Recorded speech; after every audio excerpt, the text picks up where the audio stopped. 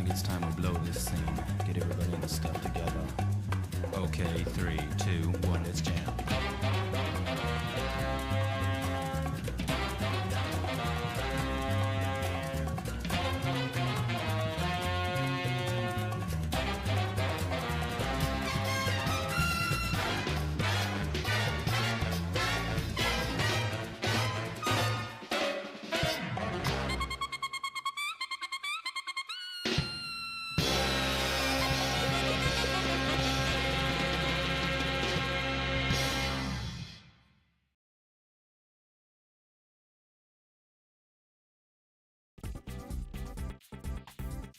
Okay, hi everybody. This is Arhkma. Joining with me is Jarraffe, and welcome to Monday Night Mashfest number 148. Hope you all are excited today. I believe we have 29 gamers today, all taking part to try and win at some Melty Blood type Lumina. Jarraffe, how you doing? Doing pretty good, except for the fact I forgot to shower today, but it do be like that. You did not have to say that on the stream. I'm so mad about it, dude. You don't understand. Oh, that's, you know what? That's on you. I am moisturized, You are flourished, looking good. in my lane, but we were gonna get started here in just a second. Everybody has been called out. We have DDive and Guso first up on the deck. I did not realize Defiant won this week. Last week. Congratulations to him. He's the GOAT. Snap. No, just kidding. But I want to thank Impurest for being able to host us once again this week. It's always a really fun time, and he's doing it out of town, so you're mostly going to hear us unless things go horribly wrong. So we've got DDive and Guso first. So DDive is our resident Roa main of NA, probably the most active Roa player right now. The one carrying the flag, per se. Yeah. The Roa flag. And Guso, Saber player you may not have heard too much about unless you've been following with Kerbo Cup. They recently finished in second in the last Kerbo Cup this last Saturday, playing all Saber. So we got a pretty aggressive game one here with Roa into Saber. This will be very interesting. Both of these characters on paper play defensively, but both of these players do not do that, like, at all.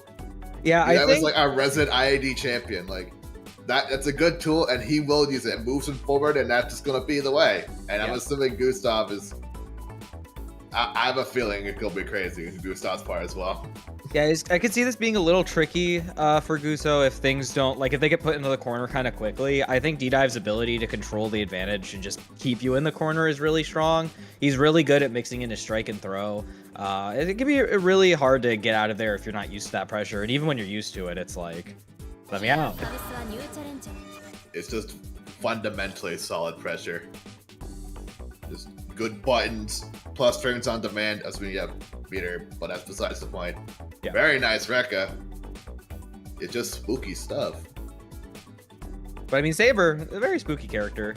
She's got some like really long lunging moves. I think if Roa kind of throws Needle a little too willy-nilly, Saber could just close that distance in so fast. And then same thing with Roa pressure. I don't want to be in the corner with Saber either. Also Saber pressure, but yeah, Roa pressure is also scary. Yeah. It's just fun. It's just extremely good pressure, but it comes to being basic, if that makes sense. Yeah. It's strike, throw, IAD. He is perfectly equipped for it. Now, I'm interested to see if Guso's more of like a dive kick Saber, or if they're more willing to just play the strike throw completely on the ground. Mixing in the dive kicks ever so often can catch some people off guard, but I think people like DDive are a bit more aware of it and kind of keeping track of it. We got both players in the room. Guso is going to be on the left and DDive on the right. And here we go. Oh, before I forget, and I know we're going to talk about it after, Matcherino. Guys, we have been doing really good every time I've been on commentary for getting those done. We have 50 Matcherino codes. I think we had 40, like 5 of them already claimed before the stream even started. So we've got enough people in here already. Make sure you claim those codes. Make sure people get paid. It's totally free, 25 cents. Goes into the pot as long as you claim it with like Twitch, Discord, or the 50 other accounts that they accept it for. Any it's and a all net is gain no appreciated. matter what. It's great. Exactly. Wait, is Guso sponsored by the United States Postal Service? That's compared to DDive is got sponsored by the entirety of the Southeast Asian region. That's crazy. Who would win, Southeast Asia or some post office workers? Oh, we're just DPing MDs. Patience being thrown. Now we're all pressured. Up IAD on the low shield. Yeah. That is gonna hurt. Yeah, Left right mid screen with DP under. Stay side, I got hit. Yeah. It's spooky. Especially when DDive does it. He really likes doing it because he's really good at making it hard to tell. Opted to wait. The second overhead gonna find home. And DDive quickly taking round 1. Playing tempo throughout that entire round and won because of it. Let's go full screen rebuild meter, make him approach, and get an interaction because of it. Needle. Yeah. Guso just tried to kind of poke around, maybe expecting DDive to approach, but the thing with Roa is he was able to just kind of pull back and go, no, I'm going to chuck laser at you because you didn't commit. It might have been better to try and do something like 2-1-4 to try and catch that backdash attempt instead.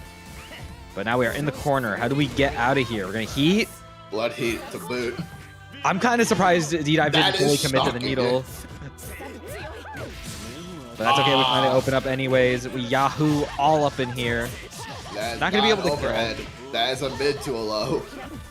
Catches everybody. Still alive. But the fall down, JC going to secure the first game for DDive. And looking really confident, looking really sharp. This is definitely going to be like the next game. You're just going to have to realize, oh, I actually have to not get hit by everything. But it's like, what do I do to avoid that? I think what Guso really needs to do is just be a little more approachable on offense, just avoid those situations in the first place. Yeah, to play a little more patient in terms of like when it comes to dealing with those needles. I feel like that was almost a confirm, but 3 hit reduces the hits on there. Oh, again! Gotta wait for that second part to not get caught low.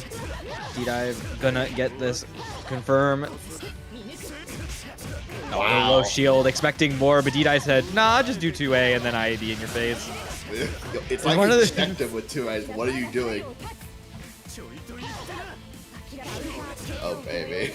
That was very, very well done by DDive. Just kept Guso constantly guessing, and it's kind of like a mental tax on it of itself with how much he was mixing his options to get around Guso's defense.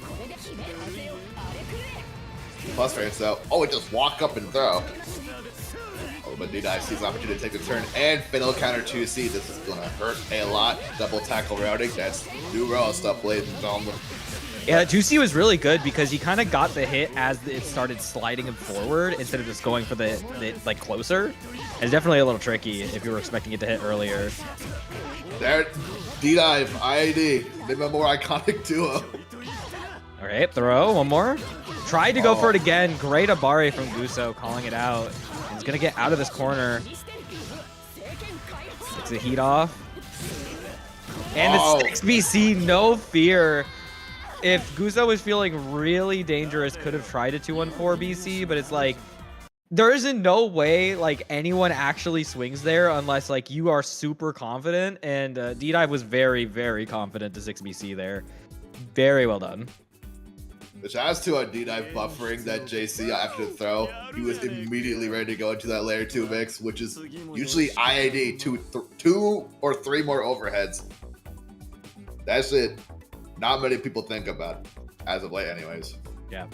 No, this is crazy. He MD'd first into 6BC, caught the backdash. I actually didn't see the backdash at first from Guso, but I mean, especially with the MD, it was like, oh, he's probably going to do something, but it's like, it's still really dangerous. Sabers in heat. It's just how it works out, man. Yeah. DDive will do thing, and whatever happens, happens. He just commits to an ouch and it does it. Yeah. So congrats to him. He's going to move on to fight Shinoa. That should be a really good set, but that will be happening off stream. Next up, we're going to have DrackMae and Cool Popcorn. But before we get into it, I said it at the beginning of the set. I'm going to say it at the end of the set. Matcherino, make sure you claim your code. We got 38 codes left. I know for a fact we have 71 people in here right now. We got to claim those codes. Let's get it done. Let's get it done before top 8. You guys think we can do that? If 38 of y'all in Twitch chat right now or on YouTube. I did also see the Twitter. Any one of you goes to the Matcherino, you can put in 25 cents free of charge by claiming that code with one of your accounts, and it goes directly into our pot, and it would be really appreciated if we could knock that out. I don't have any like really funny ultimatums for today if we don't get it, but like we've been really good about it, guys. Come on. We gotta keep the dream alive, and that requires the streak going. Yeah. But speaking of money and DrackMae being on stream, there is a fundraiser going on for DrackMae and 2 other international players to help them go to Climax of Night this year. Yes, if you haven't seen it, it's been popping around on the PSA Discord and on their Twitter. There's currently a GoFundMe for 3 players with DrackMae included, and they are almost halfway there to their funding. If you want to check out their Twitter, be sure to do so. We really want to get DrackMae over there because he's the GOAT. He is the Kohaku of NA and the world, and it'd be cool to see him where so many people are down player as of late. This might be true, unfortunately. I saw him say Noel 2B is like Roa deal, but good. I was like, damn, he already turned. He played Roa for like a total of like 5 hours probably and already turned. But his opponent, Cool Popcorn, more recent CL player on the scene. We're used to seeing the occasional US CL popping up, and they're literally popping out with some corn. Amazing. Amazing. Thank you. Oh, cross under. That was sneaky. Yeah, it was some good hustle as well. Ooh, 2-1-4 Oki just goes in for the throw. So this matchup is kind of awkward for Kohaku because your only real options here are like to Abare or attempt to call out with heat to get out of the way.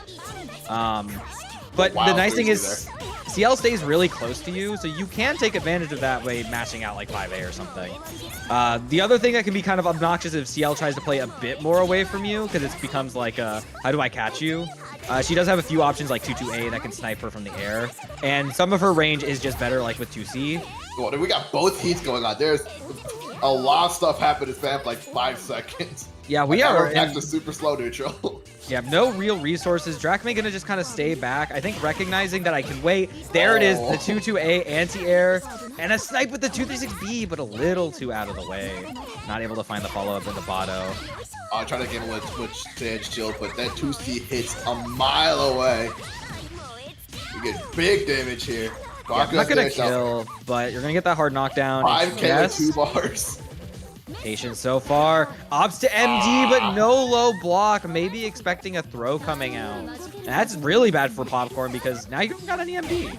Yeah, I don't think they could tell the 2A was there because the plant was covering it up. The plant of subterfuge. Oh, a very aggressive JC. Yeah, that was unfortunate. Got a little too low and the 2C went the wrong way. Popcorn's just so willing to just stay away, space them out, throw some keys until they just get a good interaction, just go in, it seems like. Yeah, they're playing really patient, and in a few spots it looks like to their detriment because Kohaku is one of those characters where, like, you kind of have to be careful where you're approaching from that mid-far range zone, but once you close the distance, like, you got to take advantage of that. Oh, that's bad. 2-2B getting shielded. Great job from DrackMae to cover, and we're getting a whole bunch of damage. Boom, boom, boom. Got Oki. Whoa. I think he might have messed something up with that super jump and just opted to retreat instead. Yeah, and it didn't seem like it was intentional, so he just adapted with safety. Oh, we're getting some input flubs here from Popcorn's side, and DrackMae gonna take advantage. See, I know that as soon as you get that 2-3-6B in the air at like an awkward angle, it's like, oh, I didn't mean to do that. I was trying to like air dash. And then because I was like, what are they thinking here? I'm curious. Yeah, and then you start panicking. You're like, ah, crap! I need to do something else. I need to do this or that. And then it's kind of like when you miss a step on the stairs and then you start falling down and you try to catch yourself and you just fall faster. It kind of what it ends up being. And then you grab the stairs and break your neck. Relatable. Please don't do that. Don't do that. This is a thing you should not be doing. All right, DrackMae up 1 now. Still pretty patient, neutral. I'll try to advance in. I'm wondering if maybe meant for A, but I think they have a graze the B button. I feel like in that situation you would have done follow-up with BC, so maybe it was just a misinput trying to hit both buttons together. That might have been it, yeah. Oh, that looked like a reset setup from DrackMae. Oh, wow. JC, my beloved. I will use JC because it is good. That is what that move is. Oh, that was a clean stagger. That was really nice. Back in the corner with a Kyoki. Nice. Hey! Didn't actually opt to cash out though with the moon drive. Could have killed off a confirm. Oh, That's a big fatal, but that misses could have been 2C. huge. Deceptively stubby 2C. Alright, We have to popcorn empty, down. make yourself save. Save. Oh no, the 4BC Uh-oh. comes. Oh, you died. I think. No, not quite. Not quite. Not quite, but Not quite. DrackMae needs to add a little more damage to his, like, oh, so there's 12 seconds left on the clock, but That was insane. I think DrackMae most definitely could have caught that with shield, but I think maybe just not expecting the full clash frames to win out. Popcorn gonna get on the board. Big fatal JB. Can we confirm? so we can. Nice. Simple confirm, but it works. Wow. Oh, but backed off. Didn't try to challenge after the 3C. It is possible to special cancel out of it, but still a little risky for DrackMae in that situation. I feel like Popcorn was anticipating that and didn't want to deal with it. Yeah, for sure.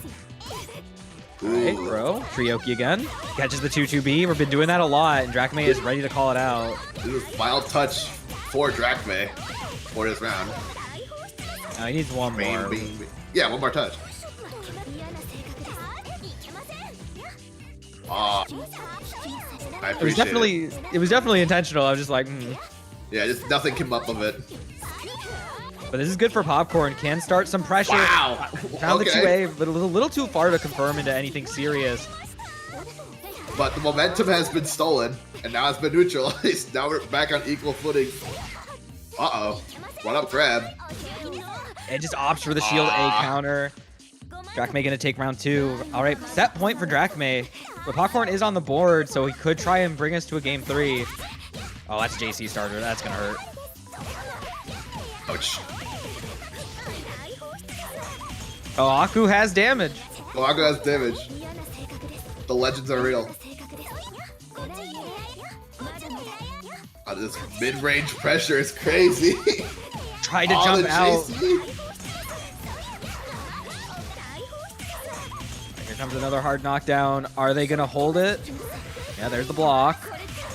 And the heat getting caught out by the 2-1-4 Amber Missile, clutching it out for DrackMae. And he's gonna win the set 2-0. It's a really sick. tricky. It's really tricky if you don't fight Kohaku that often and you feel really inclined to heat in those situations. Because you don't want to shield because you're like, I don't want to get thrown again, especially on fatal throw. But it's like if you try to heat there and they call it out like that, the invincibility from Bato is just so scary. Or not Bato, from Amber Missile. It's rough when you get hit by it because you feel like, oh, I feel dumb now. Or you're like, I did not know it did that. What? And then you have to like look at the Kohaku frame data for the first time in like 3 years. And you're like, oh, it does do that. We don't even know if that frame data changed at all, but we have to make sure. You're more just like, oh, Kohaku has something like that in her kit? I didn't know that. I still don't really understand how that peak was baited.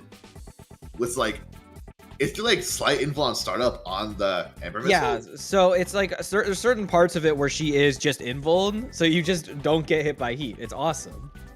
That is kind of sick.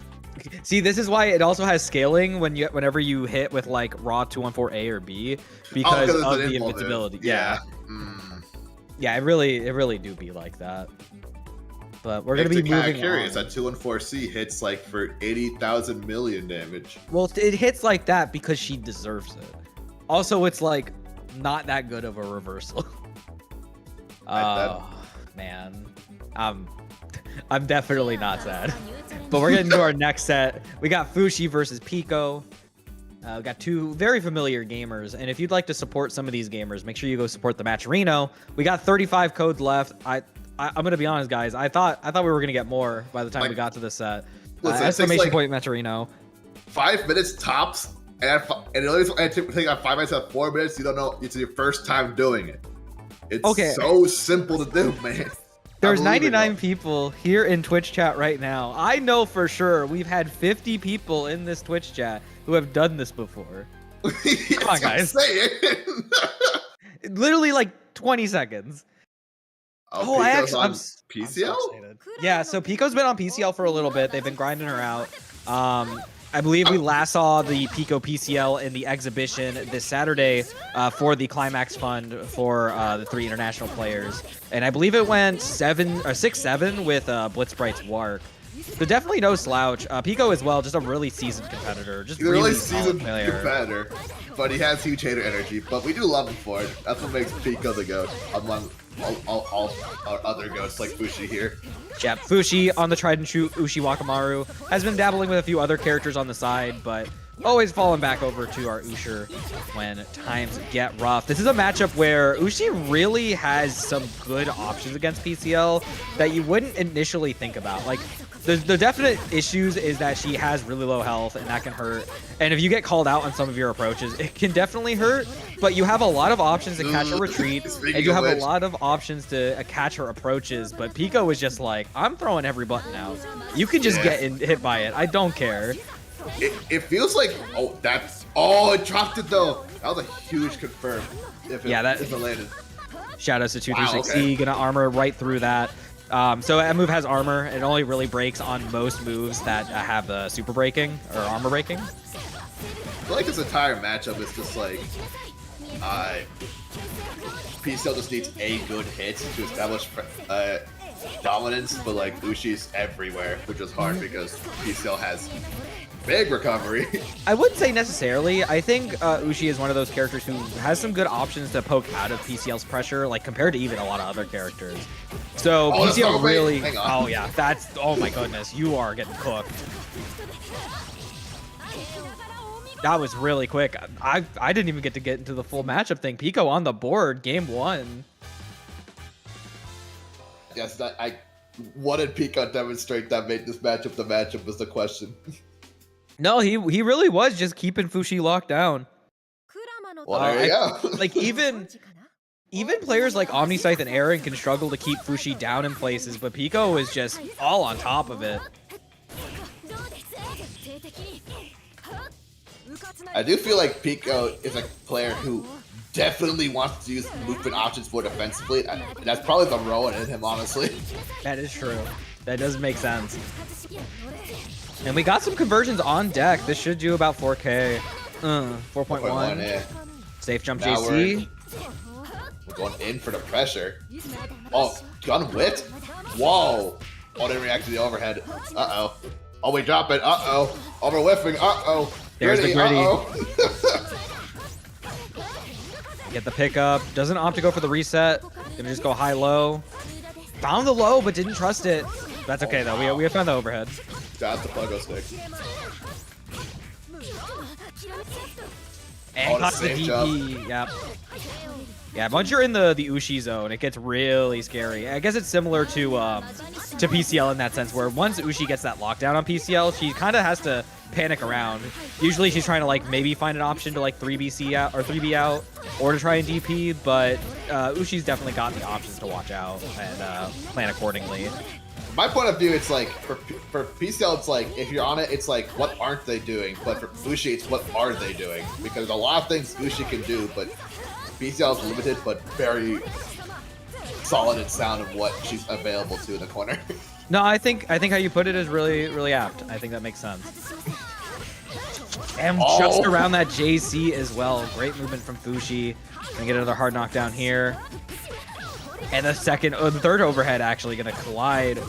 Don't have enough here to kill, but goes for the reset. Yeah.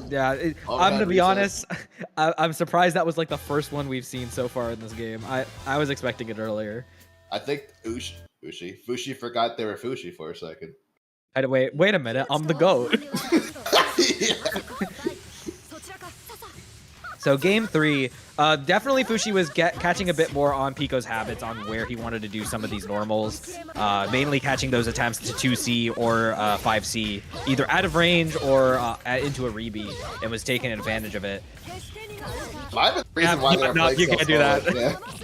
Unfortunately, Fusshy still had MD, so he's going to try and punish any attempt to mash on him. Oh, lightning. That was probably an attempt to 3BC that got side switch. Yeah, that makes sense.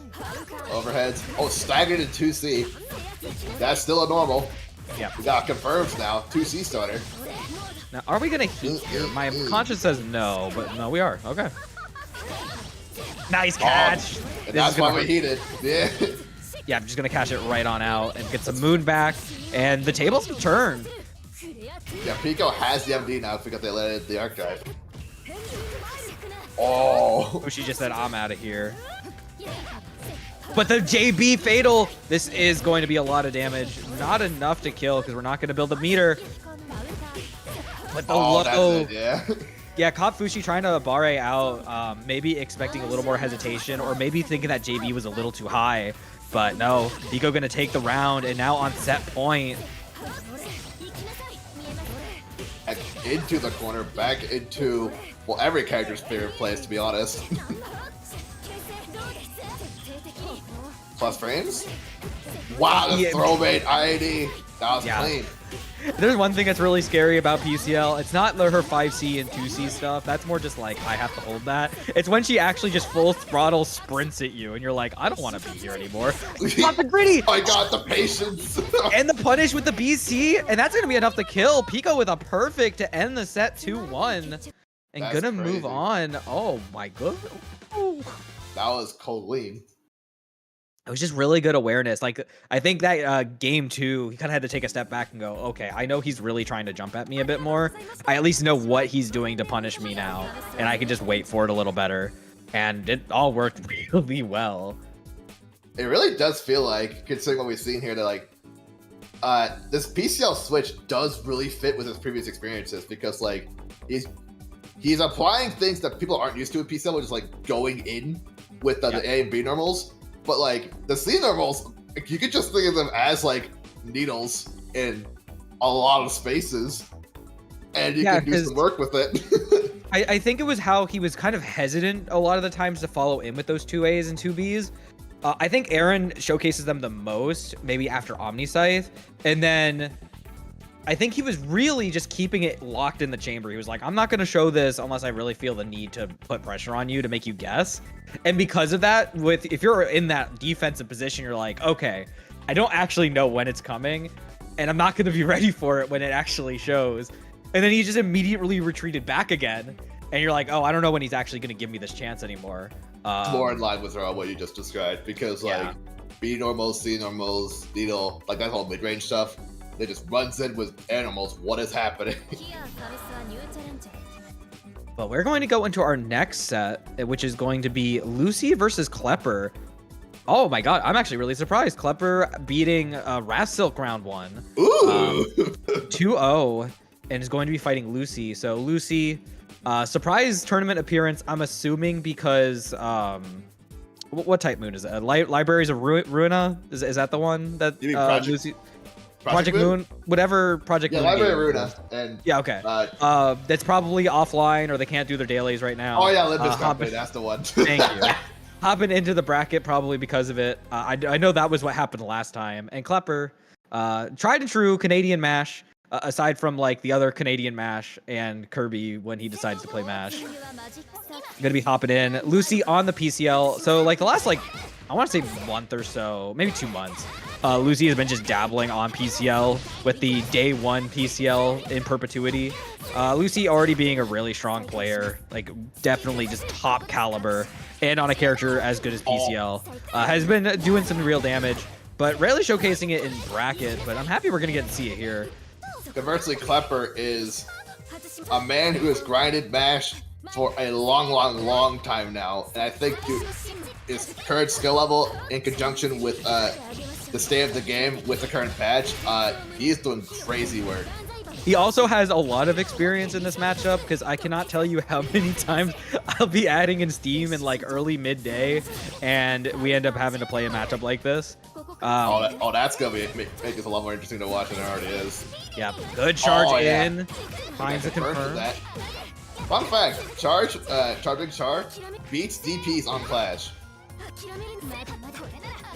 It happened to me. I thought it was whack, and I was like, "Well, it's actually kind of cool that she has like unique Clash frames." Yeah, you can definitely use those for pretty advantage. But actually got no Clash frames at all on that 6BC, just calling out the gunshot from Lucy and taking round one. The stagger on the Rekkas. Oh, there was a stone hat there, but like just didn't quite try and catch the overhead attempt. Wow, that was so smart. Oh no, it was a little too high. Yeah, didn't get to punish it. Unfortunate. Either a little too high or low, depending on how you do it. Keep it safe. That's plus frames. Overhead lift. Wow. Punish the too landing free. with Rekka. It do be like that sometimes, just a little too far away. Jimmy? The shimmy strike throw. Oh, wow! The heat doesn't get a full combo. Gonna have to keep playing strike throw. Another one. Another one. The heat. Good DP on the other side. Called out the left right. Doesn't matter. This enough. That's game. Please don't drop this. There you go. Klepper taking the first game. I like to see this. I like to see Mesh succeed.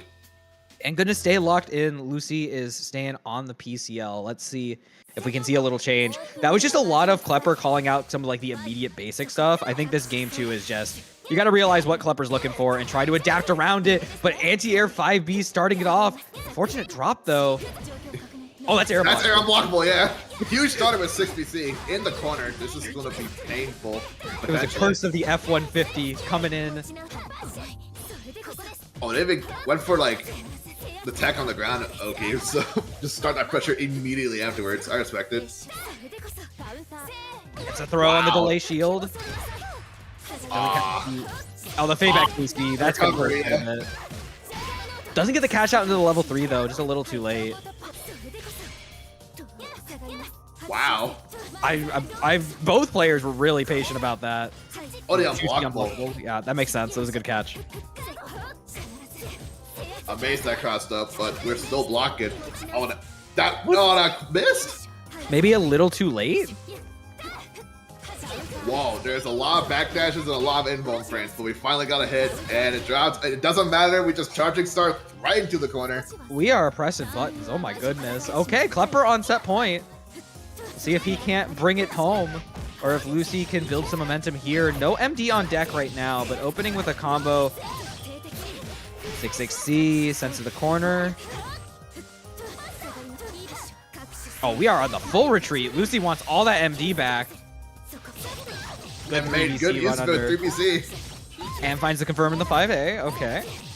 Tell me, does this hurt? I mean, it does hurt. I see it does. Throw out of the corner. Another one. Wow. Oh, Klepper getting something started. Wow. I have a cross-up normal mix. I can't blame him. That's just fun. Caught the backdash. OTG? Good DP. Good DP. Yeah, to recognize that the match was already coming out on the 5A. Once again, grabbing the delay shield. Oh, get out of there. Wildly swing up 4BC. Oh my god, that jumping was crazy. That was like just perfection. over the gunshot. Goshin. No jump out. There's just throw. Goes for game. Gets the heat out. Oh. Gets a throw out of the corner. That's crazy. Oh, and DP? No meter though to convert. Klepper gonna MP. No, that was way too risky. Oh no, Klepper gonna get caught in that shield. Lucy just BCing right through. Trying to stay alive in this set. Oh no, tried to interact after that. The 2C gonna catch, and the run under 2A. The reset, yeah. Yeah, Lucy starting to run away with it. Coast to coast, and then back to the original coast. Well, went like to the Midwest, and then said, you know what, I'm going back home. Yeah. Oh, that gunshot into the MD, no clash. This is gonna hurt a lot. You don't have any moon. Oh, we're going for the double cash out here. That might be a little risky. No meter now. Gets the heat. Lucy was well confident because of the huge life lead. Don't blame her. Oh, we're jumping around each other. The Cirque du Soleil out here. Yeah,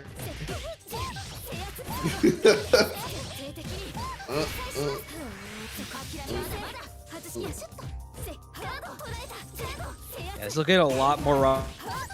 The match a little too early. Lucy gonna find the opening and take game 2, evening us up. Wow. Oh.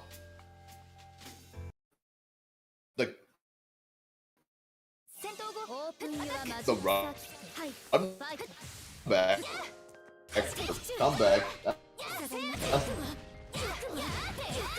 The word. Don't ask me how that hit, by the way. Oh, 2C unblockable. Yeah. Oh no, it was just a little too late on it. Oh, we're just throwing every option out, and it's just not working out. Lucy already ready with that shield. All right, here comes the early read attempts. Catches with gunshot this time. No clash frames on the 6BC. Yeah, just catching an immediate Amare attempt. Yeah, Klepper losing a lot of moon early. Yeah, Klepper's got to be more careful with these MDs because you're not really getting your clash frames where you want them. And it's just making the approach so much harder for him. Oh, got the run under, but a little too early on the 5B attempt. Don't heat there. That is not safe. Do it again. Just level 3s. Good reaction from Lucy to grab the start on that. You didn't want to wait too late or you would have gotten hit. Oh, JB and the pickup as well. Very nice. Bump, bump, bump. Oh, catches the heat. Big fatal. That was really well done. Close the distance just in time. That JC does expand PCL's hurt box a little bit, so you can usually catch it with a button if you're fast enough. There it is again. Again! Identical situation. Oh, they're trying to kill him for extra damage with the dive kick, but it didn't pan out. That may have been an attempt to jump throw, but just a little too late, or a little too early. Oh yeah, no, you got shut out. Get out of here. Gunshot. Stop side. And that should be enough. No, we don't get the pickup. Oh, we drop it, yeah. Doesn't heat yet. Doing again. Wow! That's just a call out. Like, yeah, that is a big call out. Lucy gonna take that set 2-1 with that run up jump 236 in the air. And it was looking good for Klepper, I think, especially as game 2 kind of neared its end. Just got a little too anxious and threw out just some buttons that really just couldn't afford to do. And then that game 3 was more just trying to fight to take the momentum back and just kind of struggling to move on. But good job to both players. Those was raw fundies right there. I'm curious why it was J236. Was it a misinput? Or I don't think so. Like, I guess you could have done gunshot up close as well. I think the jump there is like, hi, I'm gonna like avoid a potential throw if I'm not fast enough. And then you do J236 to kind of catch people. I've done like variations of that, but not to like that extent. No, but that's, I think the main option there is to just evade getting thrown because it's like, you can still throw out a hitbox that's really quick, but you're not doing like 5A and like mistiming it. So you just, I'm up here now. Bye. Yeah. But you know what else is up there? Somewhere in the Grand Blue Sky. Not including Grand Blue, but we have our Matcherino. Exclamation point Matcherino. We have 24 codes left, so we're halfway there. We have one more set, I think. No, we have 2 more sets before top 8. Let's make sure we claim the rest of those codes. If you do it for me, I'll be really happy. Just like 12 each. That's all we ask for. You can make it lopsided, but bro, come on. Yeah. Pay the players, plus. Remember, in the chat, wherever you're watching this from, you can just say, I did my part. And we could say, oh, I did see that movie too. I get the reference. and it'll be really cool. So make sure you do that. Yeah. Yeah. Also, did you guys know we have merch? Not me or Jarraffe, but Impurest does, and you can use !shop. Get some cool shirts, including this awesome PCL 2v2 shirt I got on. I finally wore it. Is it Wait, a shot? I thought you said that there was merch there. Yeah, there's That's merch crazy. there. Yeah, so if you want to get a shirt with that awesome design on it, you should do !shop. It's pretty peak. It does not come in a sleeveless, but if you have a pair of scissors, you can make it sleeveless real quick. But we're hopping in to our next set. This Oz Bids hoodie combo D, I can't deny. Yeah, it's really good too. There's I more need than that. shirt. My So soul. just keep an eye on it. But we're hopping into our next set. We got Erin versus Shinoa. We got a more PCL action. Honestly, I'm here for it. People Wow, are entering Shinoa in my is back spirit. on Warc. Ooh, I have yet to see their Warc in a while. Yeah, the Warc kind of takes it's taken a little bit of a backseat to the Aoko for sure. But I think against PCL, Warc is probably one of the best matchups into her in the game, if not the best. She's very scary. She has a lot of good control over the neutral and the air that usually is dictated for PCL. So that makes PCL have to work a bit more to get out of those situations. However, you can also interrupt a lot of those Warc things or get around him and get around her and corner her if you're a bit careful. But it's definitely a bit of a scrap. Warc is just a very fundamentally sound character, and Shinoa has lots of experience playing it. If I recall correctly, a very aggressive take on the character. Yeah, combos in the corner. Shinoa's got an aggressive take on every character he plays. Let's be for real. That's true. Like, This is Aoko from the does, same like- character team that has Kikoho on it, and Kikoho's already an aggressive mastermind. Shinoa Shinoa just gets- bumps to the mouth, and it led him to victory. That was crazy. That was fast. Wow! Oh, we blocked that 5A as well. And plus frames, we're in the corner now. Ah! That was a really good jump over, calling out that 4BC attempt and getting a good conversion off of it. No, maybe a Oh, we little too dropped late. I got side swap for Shinoa. Got plus frames. Tried to Wow, shield that it. did hit. It was just a little too late, I think. Maybe Shinoa's MD also messed it up, but Erin not able to get out. But we're going to 3BC. No clash frames because Shinoa maybe attempted to do something else. We're going to get a full open up here. Trying to get the DP ender for the left-right, but it whiffed.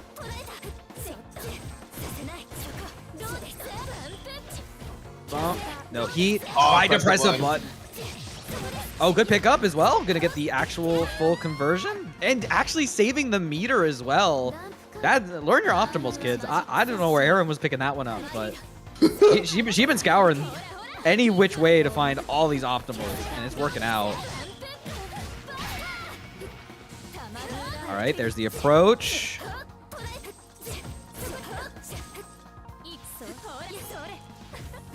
Big clash.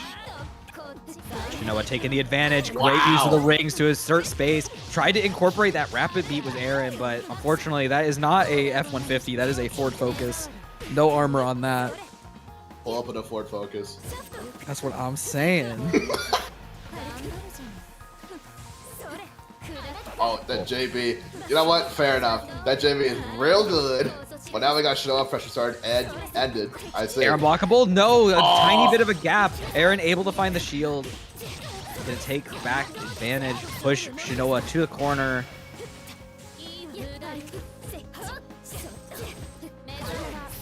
And called out the rebeat attempt with the 2C. Coming out with a 4BC. We got 30 seconds left. Shinoa with quite a bit of health left. Neither side with much MD.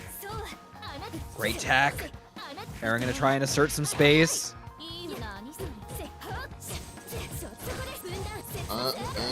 Keep it safe. No heat yet from Shinoa.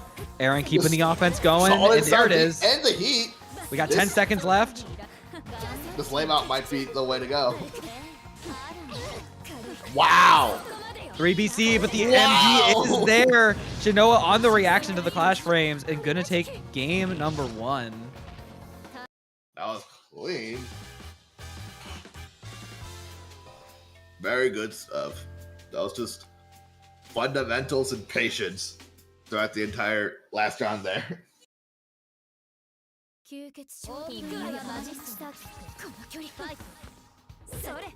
game 2. Both players kind of keeping it super close. Just some small decision making at the end was kind of make or break. Shinoa gonna start us off with a bit of damage to take the corner. Plus frames. Doing some shimmy. Wow, Erin was just- so content. Got felt going to throw, I guess. Sometimes you just gotta do it.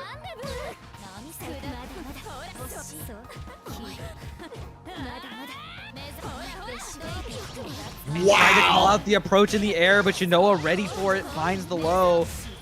And I think this should be enough to kill. No, we're gonna just wait. Gunshot. Oh my goodness. Finally, after so long in the corner, Erin not gonna heat yet. Gonna just keep applying pressure. Follows through the backdash. It's probably Erin doesn't think they can afford to heat because of how much of a difference there is health-wise. I mean, there was so much recoverable health, but I mean, on this offense now, it got a lot closer. If they could get it. Tried to run in 5A, but the eject button gonna get just out of the way. Shinoa now on set point.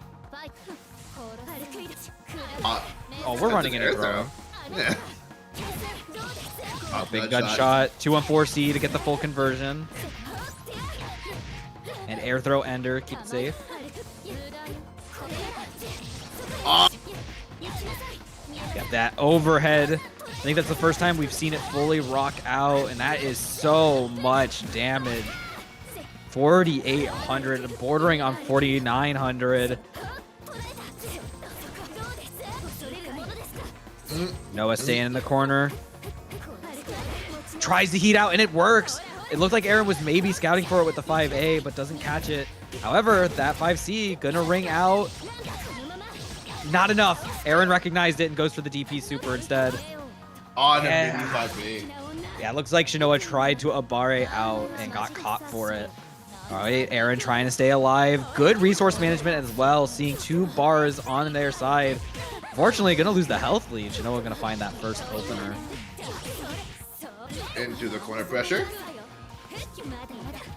MD into block, just having to hold that. Double gunshot. Oh my goodness. We use that from movement, but now we're back in the corner. Didn't work out. That was crazy. Getting the spacing just right for that 2B caught Shinoa unaware. Now Erin, with the resources, has the corner. Just run in there. That was really dangerous. Erin recognized it and tried to shield, but Shinoa was ready, already moving on to the next layer. Oh, the run and throw. And the reset. Okay, guess for game. That's that should be it. Yeah, Shinoa gonna find another throw, taking the set 2-0, and is gonna move on to winners semifinals to fight Piko. Oh yeah, here's our other quarterfinal bracket report. We've got Vivian losing to Piko 2-1, gonna be sent to losers early. That, I guess that sets us up for a PCL mirror in winners semis. We also have the possibility of having that set up in winners semis on the other side as well. Kirby over DrackMae in winners round 2, 2-1. And now Lucy and Kirby will be playing off stream. So that's Kirby Mario, or Kirby Mario versus PCL. Though I guess Kirby's Mario specifically versus PCL is its own classic. We also have OmniSScythe and MadeInHeaven who will be up next on the stream. So has it been every stream match we had a PCL? No. Our first round wasn't, and our second round wasn't. Though our second match did have a regular CL in it, so it's kind of like that. Yeah. It's been so many in a row that I'm like, I lost count. Yep. But you know what I haven't lost count of? The Matcherino codes. It's right there. Yeah, see, that's very helpful, so I can't lose count if I have it right in front of me. We got 14 codes left. So we have one more set before winners finals. Let's try and, get that out before the top 8 starts. We got a whole lot of sets that we still kind of have to wait on in loser side, so make sure you do your part Top 4 is usually what we strive for to get into these brackets, and we're really good at it. A special shout out to Falcon Kaze with a $100 donation and 25 cents. Always showing up. That's the GOAT right there. Hey, so if you want to put in your own money to reward some of our players, at $150, we do make top 4 payout. But still, we've got 12 codes left. Let's make sure we get those in there because that's absolutely free and you don't have to open your wallet for. And it would be really appreciated. We love money. All right, I think we have... we do love some money, even though it's not going to us. But if you would... you can help out Impurest because he's always the GOAT, coming in every Monday to give us some more Melty blood by doing Patreon. And you could give him some of your money. Bro is all over the place. He's doing everything for us, and it's always really appreciated. So if you want to show him some love, make sure to use that. But here we go. What is this color? I like it. Unknown from ME? What does that mean? Versus MadeInHeaven sponsored by Oomphy as a concept. As a concept. This is true. Oomphy MadeInHeaven. It's Asuka. Oh, it's from fucking Evangeliers. Oh, yeah, you know, that makes sense. You know, I'm a little surprised that I haven't seen any Nakus yet. Okay, so I'm known from Knuckles Team for Sonic Adventure. I don't remember. I think the second one's decent, I guess. The first one's ass. We're getting all sorts of hot topics from Jarraffe here today. I am controversy. my bad OG. All right, get into the set here. So OmniSScythe MadeInHeaven is like, if there's one person who has seen this set happen a lot and has not been one of these two, it's been me. I cannot tell you how many times these two have played in a bracket, but it's usually been like before a top 8 for some reason. Just like this time, but this time it's on the winner's side, so there's hope for both players to still stay in and make it on the other side. OmniSScythe opening up with a lot of good hits, using a mix of the lasers and the regular tools in PCL's kit to keep Made on their toes, and in this case more on their back because these hits are hurting. A good tick though. No, all the way to Kouma that tick though. That siege pressure. That feels pretty Omni. Just have the blades flying on the throw. Tries it again, but Made gonna find it. Wow! Abari Rekka. Big confirm here as well. ID empty, now it's low, but... Oh! Just willing to jump out and just clip a JB.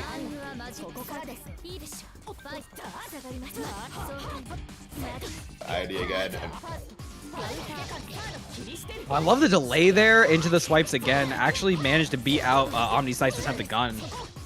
Now you're gonna take the corner. Or that's nearly basically 4x2. Oh wow! Didn't expect that JB to hit there. Missed a counter hit confirmed. But doesn't matter though. You are dead. Perfect. Yeah, Made in heaven. Made in heaven, made in perfect. That is the heavenly standard, I guess. That was a really good moon drive from Made because they definitely were getting hit if they did not do that. Unfortunately, got caught right on the landing. And there's the OmniSScythe. That's the OmniSScythe. Every time I see it, I gotta call it out. It's the OmniSScythe. Damn. That's all I can say is damn. That was some flailing interactions in the close-up neutral, but MadeInHeaven gonna find the hit. Wow, 60 hit. Did it confirm though? 2A of RA. We got side swap route. Oh, trying to reset into the... That's crazy. A good tech out from Made, but still getting clipped. MD, no, gonna let it... Oh, or it's already in MD. Gonna just let it rock into the 236 BC, and that's enough to kill. Yeah, just enough off that that second part of the A-Rekka. You don't see that as often from players anymore, I don't think. But it's a confirm that got a bit easier this patch with 236 BC being sped up a little more. So to see it there and the clutch was very well done for OmniSScythe. Gonna take game 1.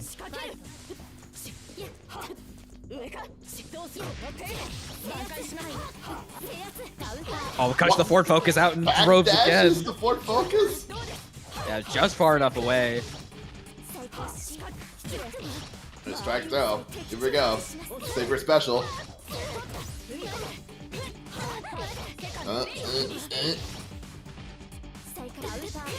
Wow! It's caught the Abare attempt from OmniSScythe, but no combo. Oh, that was so unfortunate. Yeah, you can't get test and charge JC in Clash. Oh, there are things happening right now. We are boxing. Yeah, we're throwing fists. Arms are up. OmniSScythe's gonna get the full catch up. Yeah, gets the full moon.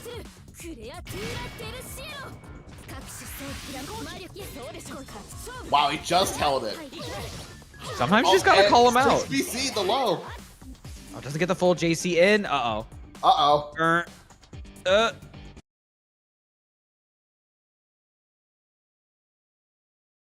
All right, who died? Did we die?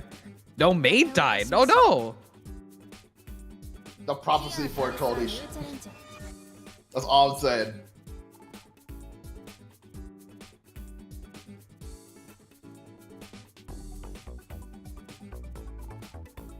I think we're trying to figure out what happened there.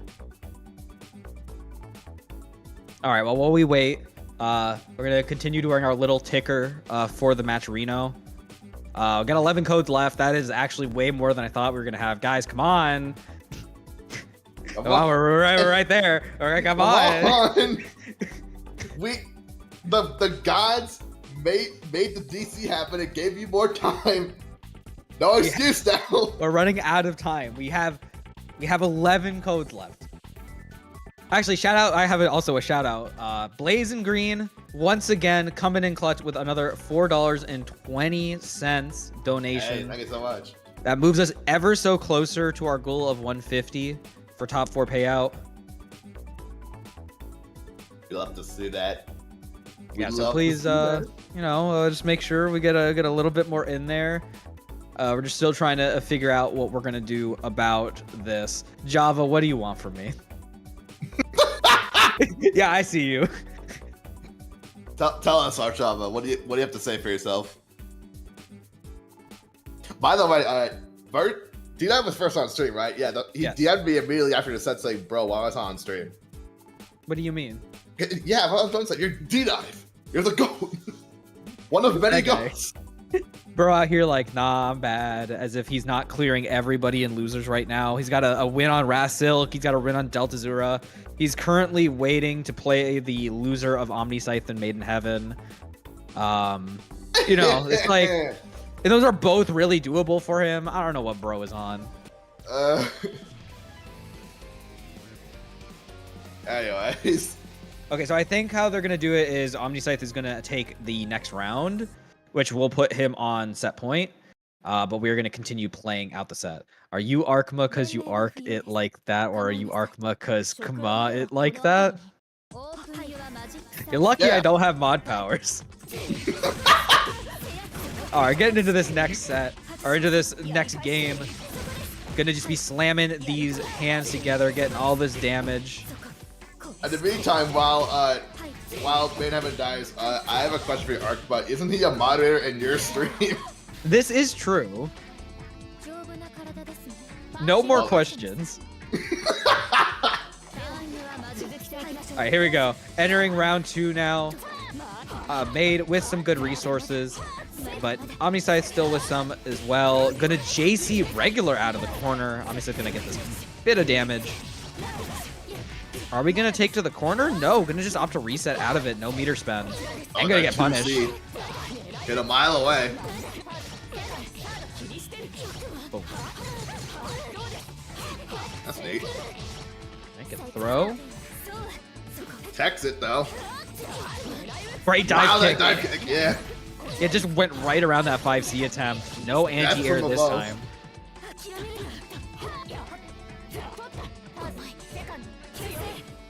Oh, good patience there, avoiding the gunshot. Unfortunately, the JC not coming out in time with the clash range. I attempted no. to full screen punish the landing, but it did not pan out. It was just a little too early. I think waiting a hair longer would have caught. Yeah. But now you're in the corner. What do we do here? Double MD for both. Oh. Under Night and Birth. 3. Tried to wait out bad. and went for the dive kick on the MS. Unfortunately, OmniSScythe had enough time to pull the shield out and is going to take the set 2-0. Yeah, that hurts. So OmniSScythe is going to be moving on to play Lucy. Lucy beating Kirby 2-1 in winner's quarters, and that is going to sign up our top 8 on the winner's side. So first, we're going to be having Shinoa versus Piko, and then we'll have OmniSScythe versus Lucy. And our loser side is still very much being determined. We are waiting for DrackMae and Klepper to have a result. And then the winner of that will be playing Vivian. Then we have Erin versus Yunxmi, Kirby versus DB, and MadeInHeaven versus DDive. So we got a bunch of things happening. That's going to be a set. Yep. So I guess we're going to be seeing Shinoa and Piko first, if I'm not wrong. So we'll have more Warc PCL. Shinoa already coming off of that matchup with Erin. So we'll have to see how that goes between those two. Shinoa, I've played Shinoa a lot with PCL. There was like a stint of like, I want to say August to maybe like December, where I was just playing them and Senji in that matchup. So he's more than familiar with how PCLs can go and has probably been through the gauntlet of what things to look out for. Piko still kind of getting acquainted with PCL. Might make this a little harder, but on the other hand, Piko has a lot of general experience. They all powered Piko? That wasn't going to happen there? Powered Piko. The goofy goobers become goofier. Also, in response to that, DrackMae, I don't know. At exhibition participants, who wants to do TF2 Dust Bowl PSA edition? Me the fuck? I want to. All right, well, we're not going to have time for that. Shinoa actually hopping in on the Aoko. I'm a bit surprised about that, but maybe expecting to kind of keep Piko locked down a bit more, or being able to just overwhelm his defense. But it'll be interesting to see. Yep. Last time we saw him on stream, he fought PCL with Warc. Is this a player matchup thing, or is just feeling things out? I think it might be a player matchup thing, but he could also just be like, you know what, I'll play Aoko right now. That's fair. Shinoa on record with having a lot of fun with Aoko. So, like, I wouldn't be surprised if it was like, you know what, let me switch my time up and at least give her a shot. And if it doesn't work out against Piko, then maybe I switch after. Great stone hat. That was such a good stone hat.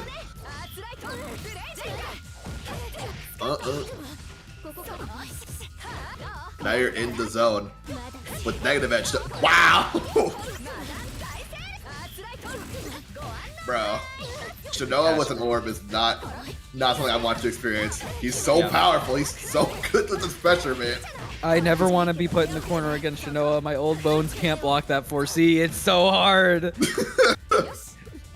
Shinoa taking that first round just opened up Piko and just was not able to get out. That was just powerful stuff. Just power incarnate. Yeah, this is kind of similar to how I was talking about one of the other PCL matchups where it's like, you put her in the corner, she kind of has a hard time getting out if you can really enforce your Oki. But if PCL does get out, you still have the opportunity to kind of play keep away with some lasers, or if you want to build a house with orbs, you can. Shinoa doesn't do that as much. I think more focus on lasers or 2-2ing. But I think Piko doing a pretty good job of staying on the ground now after that first round didn't go as planned.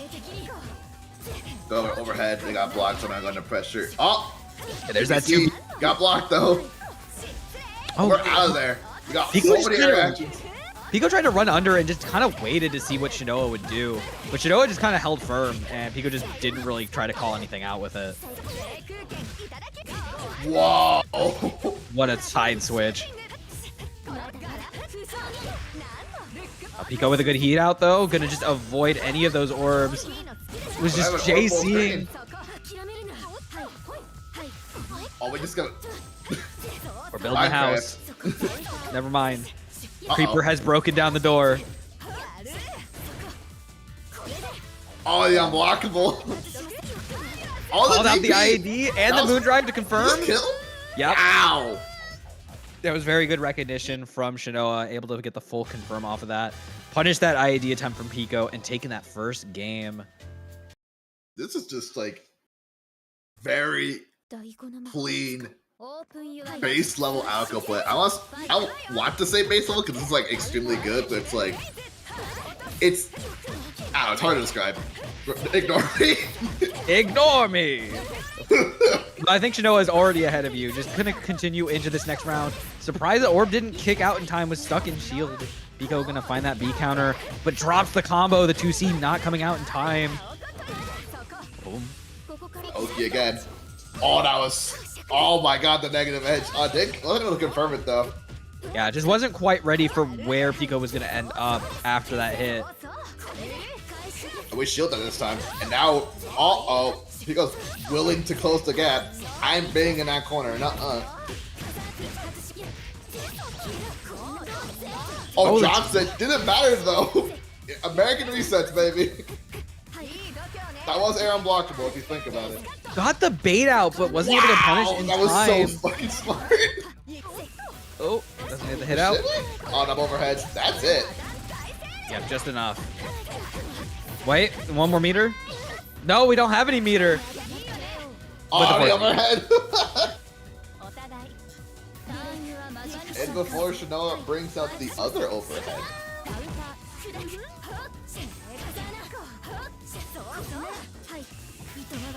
Oh, we just run through. We gotta show the option. Good backdash from Shinoa, not getting checked from Piko. Oh, press the button, leading to a confirmed extra counter hit stun. That's a yikers.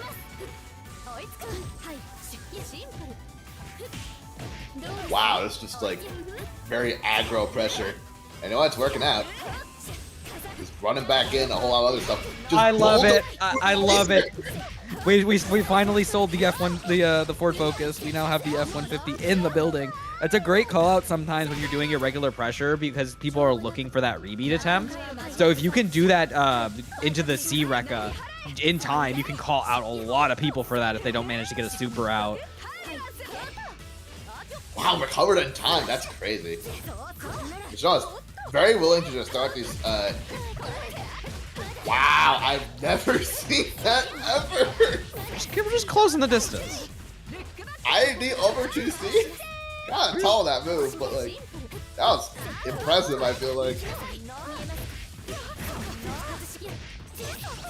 Piko back on the offense. Hitting Shinoa to the corner. Safe jump. No, doesn't go for JC, just opts for the 2C.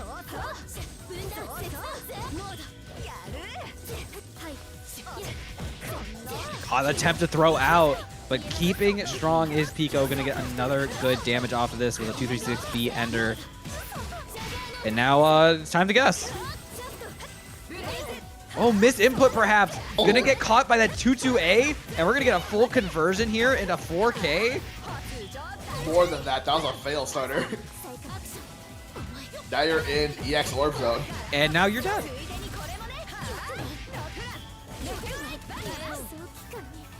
Wonderfully done. Yeah, just one more guess for game situation. Pop the MD, but just kind of wasn't sure what to do. A bit of option paralysis. And Shinoa gonna move on to winners finals. Gonna be waiting for what is most likely another powered Ciel between OmniSScythe and Lucy. Yun did knock out Erin in losers, by the way. Little bracket update. This is true. Yeah, we are starting to get some clearance in our loser side. So we have Yun waiting for the other side in losers 8th, beating Erin 2-1, and I believe it was Dan Shiki.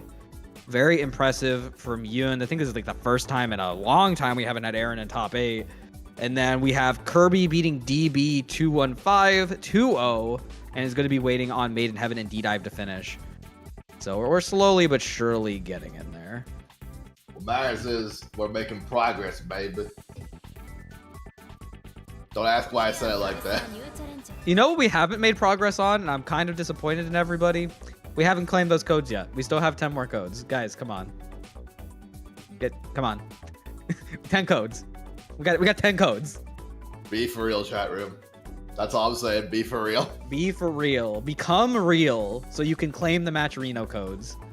Be real forward. That's all I'm saying. Be real, the Shiki main. Is that too much of a deep? I was gonna say, was that too much of a deep cut? No, I miss him. I haven't seen it forever. I miss him. He's a bundle of joy. Yeah, I think we're getting both of our competitors finally into the room. So PCL into PCL, which without much we've. Oh no! Ooh. We are on selecting character. I don't know if Lucy wants to play the Ditto, but like it's possible. So shout out to ImpurestClub in chat. Bro is no longer at home. You got stuff to go take codes away from him. That's crazy. Okay, so I hate to cut you off, but I wanted just to say I understand Lucy not wanting to play the mirror because this matchup is winning for Roa, and I will have no one tell me that otherwise. As a Roa main, I agree. This matchup is pretty good for Roa. You can't. No one should deny that. Otherwise, let's be lying. You gotta be real. There it is. Oh, I missed that T-Gate though. The thing that makes Roa so good in this matchup is that it's right there, tackle. Tackle is just an absurdly powerful tool to deal with just the slow nature of the seed specials of PCL. I think her his needle special as well is really good at kind of shutting down certain zones before PCL can get them started. True, but that's mostly just because Needle is a fundamentally incredibly good special. But yeah, like, I mean more in like shines here. I think together with both of them, they're really good because it allows Roa to play very maneuver happy and also a little bit easier than some other characters can get away with. And because you can control where she's going a bit more, it gives Tackle even more presence in this matchup. That is pretty real. Third heat, so I had to. 3.2. Wow. And just enough on the OTG. Very nice. Lucy up the round. The whip cancel on the A normal to catch for 2C. Uh-oh. Oh, side swaps. There we go. Yeah, we got these all on deck. Look at the damage. Look at the damage. That's 4,400 damage. And now into the Oki. Oh, we just... You're so real. That was awesome. Just said, no, I'm a barring out. You're letting me out of the corner. And now safe jump time. We're back in the nooch. Yeah, you can see how much respect OmniSScythe is giving Lucy in the corner here. Just recognizing I just have to be careful. I don't want to get exploded. One good tackler deals all it takes for him to just die in that situation. But called out the shield B with their own shield B. This won't hurt too much, but still 3K possibly. You take the corner as well, and now Lucy just has no resources and actually baiting out the heat with the unblockable setup on the Oki. Went a little early so that the shield didn't connect. Not going to be enough to cash out here. Just going to need the one. And didn't wait for the DP.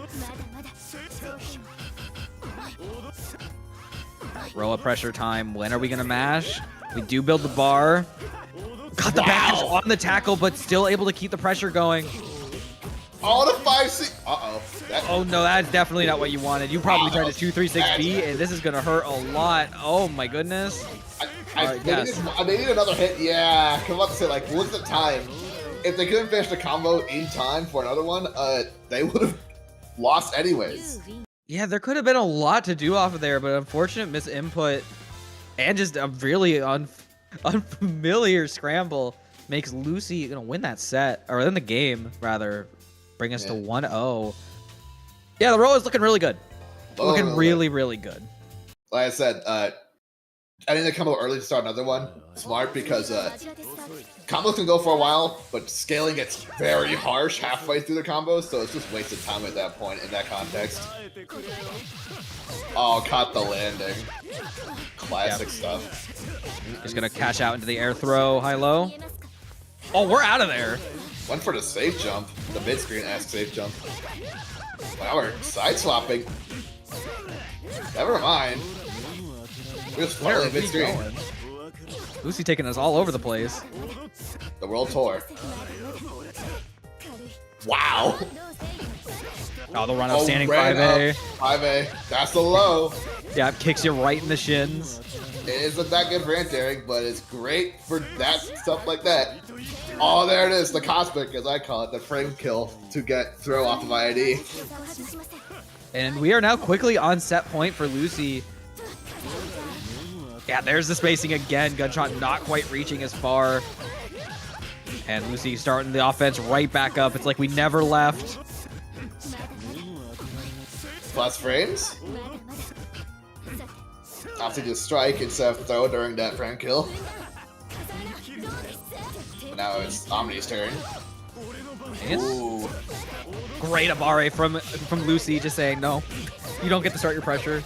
How dare you try and run at me? There was more potential damage there, but it dropped it in the end anyways. And we still got the pressure going. Wow, good heat on the 5B. All right, OmniSScythe just holding. Lucy gonna get off one more laser. The 5A cost a trade there. Oh, Ribcage to try and catch jump out. Didn't pan out though. Now Lucy's in the corner. Now we're dropping a little bit much here on the OmniSScythe side. Lucy taking that pressure back. Still no meter to confirm, but keeping things very staggered. And yeah. the way... And an awful punish. Yep. Cash out. Oh yeah, definitely is. Yeah, we got the moon for it if we need to extend it. There's the bar. Don't even need it. Enough on the MD. Ribcage again. And Lucy gonna meet Shinoa in winners finals 2-0 over OmniSScythe. Yeah, it was just a very, very strong Roa gameplay. Lucy just showing some really good space control, some really good maneuvers, great stagger pressure, and the bit of aggression that OmniSScythe was able to find an opening just couldn't quite get them together.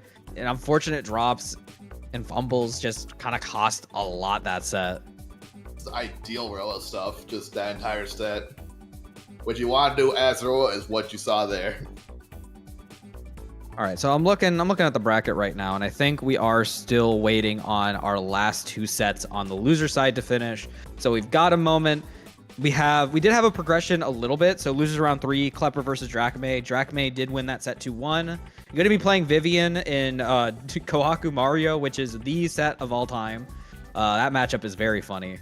And then we have MadeInHeaven and DDive still playing it out. I think they actually may have finished, like just now. So we'll hopefully get the result for that in just a second. But what about these Matcherino codes? We got 5 Matcherino codes left. Gamers. 5.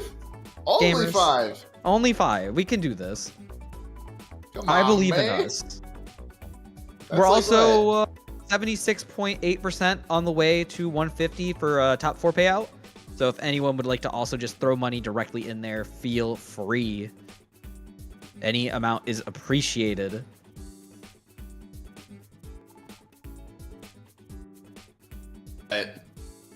Lucy has said their statement in chat. I don't give a fuck about plus or minus friends. I'm mashing. I'm a Grand Blue player now. God, I love mashing buttons. Look, I did not pay for this controller to not hit all the buttons on here. I agree, Honestly. See this? That's what I do. That sounded very nice. I love those buttons. Those are some good buttons. Yeah. I bought a keyboard where all the buttons are really big so I could hear and feel the impact of the buttons. Yeah. I will say, as a tangent, I play very patiently on Roa, so I press my button softly, but like when I play Tony, Cheeky Tony. Not Cheeky Tony. I'm just like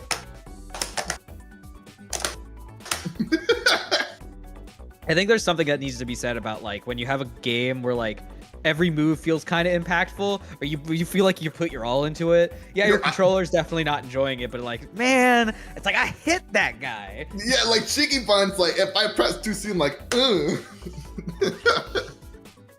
I feel you there. All right, we are getting our next set in, which is going to be Kirby versus DDive. DDive beating MadeInHeaven 2-1. You can imagine that was a very, very close set. So we were going to have more Roa action and versus Mario, which is this the first time we're seeing Mario today? Dang. Shocking. That is shocking. Usually I feel like we have like all the Marios on stream and it becomes like something out of a horror movie because it's like they end up getting placed in like their worst matchups and you're just like, no, no, they didn't deserve this. No. In my opinion, this is not a good matchup for Mario. Yeah. Yeah, I don't think it is. It's just like Roa has like fast enough and good on normals to just also tackle Needle, obviously, to deal with nuns. And Mario's like, okay, I guess you're just gonna run up on me now and I have to hold your pressure. Cool. Yeah, I think it's a typical thing where it's like, oh, he's got a button that makes doing nun call kind of hard. He also has Hyro and also he has DP, so like I have to keep track of that. There's like a lot of things to watch. He just outrageous me with his own normals and Needle. I think the Hyro is probably the big thing because it's like, I understand from the Ciel side of things how abyss it is where you're like, I'm gonna start my pressure, and then she just comes in like, no you don't, no you don't. So it's like, what do I do there? There are things to do, but like, you know, it's definitely on the rougher side. You have to play way more conservative with it, and that can be very scary. That is spooky. I don't know. You put the plushie on the camera and want to put something on the camera, but it's like, I have nothing, but like, that might be the bit. Hang on. See, I have like my whole desk over here has all of my things, like some really important stuff. Like I have my PCL figurine that's really big, and I feel like if I took it down, I might break it. Yeah, but you know what I got? Watch this shit. Got a rusty wrench. You know what? You're real for just having that around. Sometimes I'll just randomly keep a tool in here. I'm just like, oh, I guess I just have this now. I'll bring it back to the garage when I get there. I do also have my giant Arkwood plush up there. I don't know if I want to go reach and grab it though.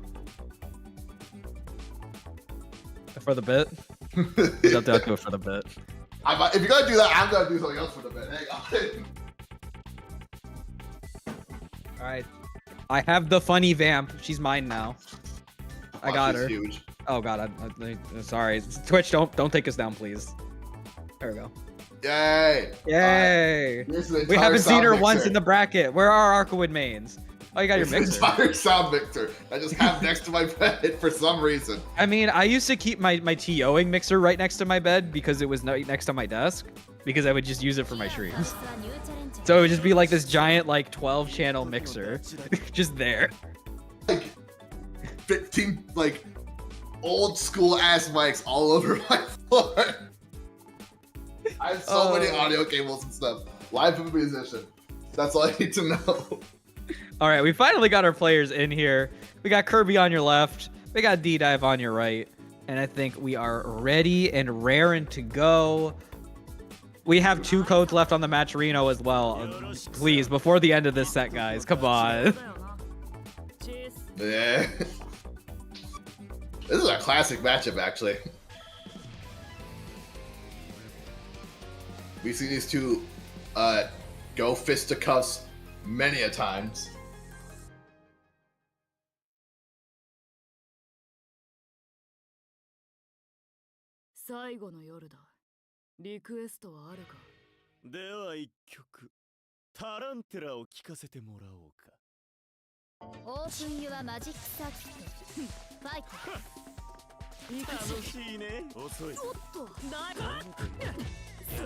Oh.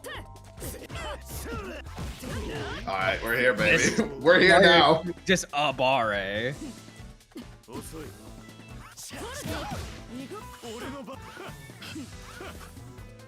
There's a one test? What is happening right now? The best type of neutral is the ones that look like button tests. You know what, you're probably not wrong. I can't say I disagree. Aw, the low press during the double overheads. Yeesh. Down in the corner again. DDive. Oh, immediate shield from DDive. Gonna call out that BC attempt. Like back in the corner.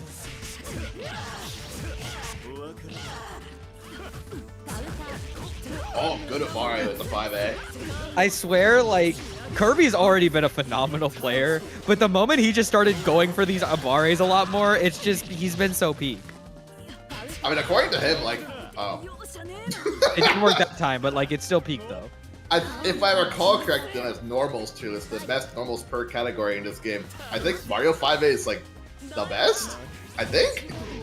They're top 2. I couldn't tell you, but, like, it is a very fast button. And just seeing Mario players just whip out their, like, standing normals out of nowhere, it's just like, oh, okay, you're so real. I think the Marios do, like, the best at, like, calling you out for, like, not immediately meeting on your Oki, or just, like, going way too slow in your pressure to make it more obvious when they can mash out. So if you ever need to test that, go play a Mario player. Unfortunately for DDive, having that tested mid-set is kind of hurting. Kirby gonna take that round, bring us to round 3. Oh, you got like, double throw round start. Another one. Oh, no, chase the backdash.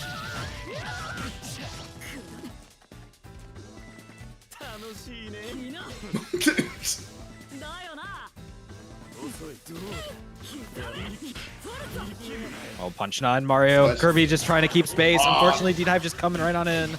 JV, good confirm with the run up 5B TK. There's gonna be a lot of damage, but not enough here, I guess. MD goes for the heat. The shield, yeah. Yeah, DDive just waited to go into that MD right after. Gonna catch Kirby with lasers and take the first game. Clean.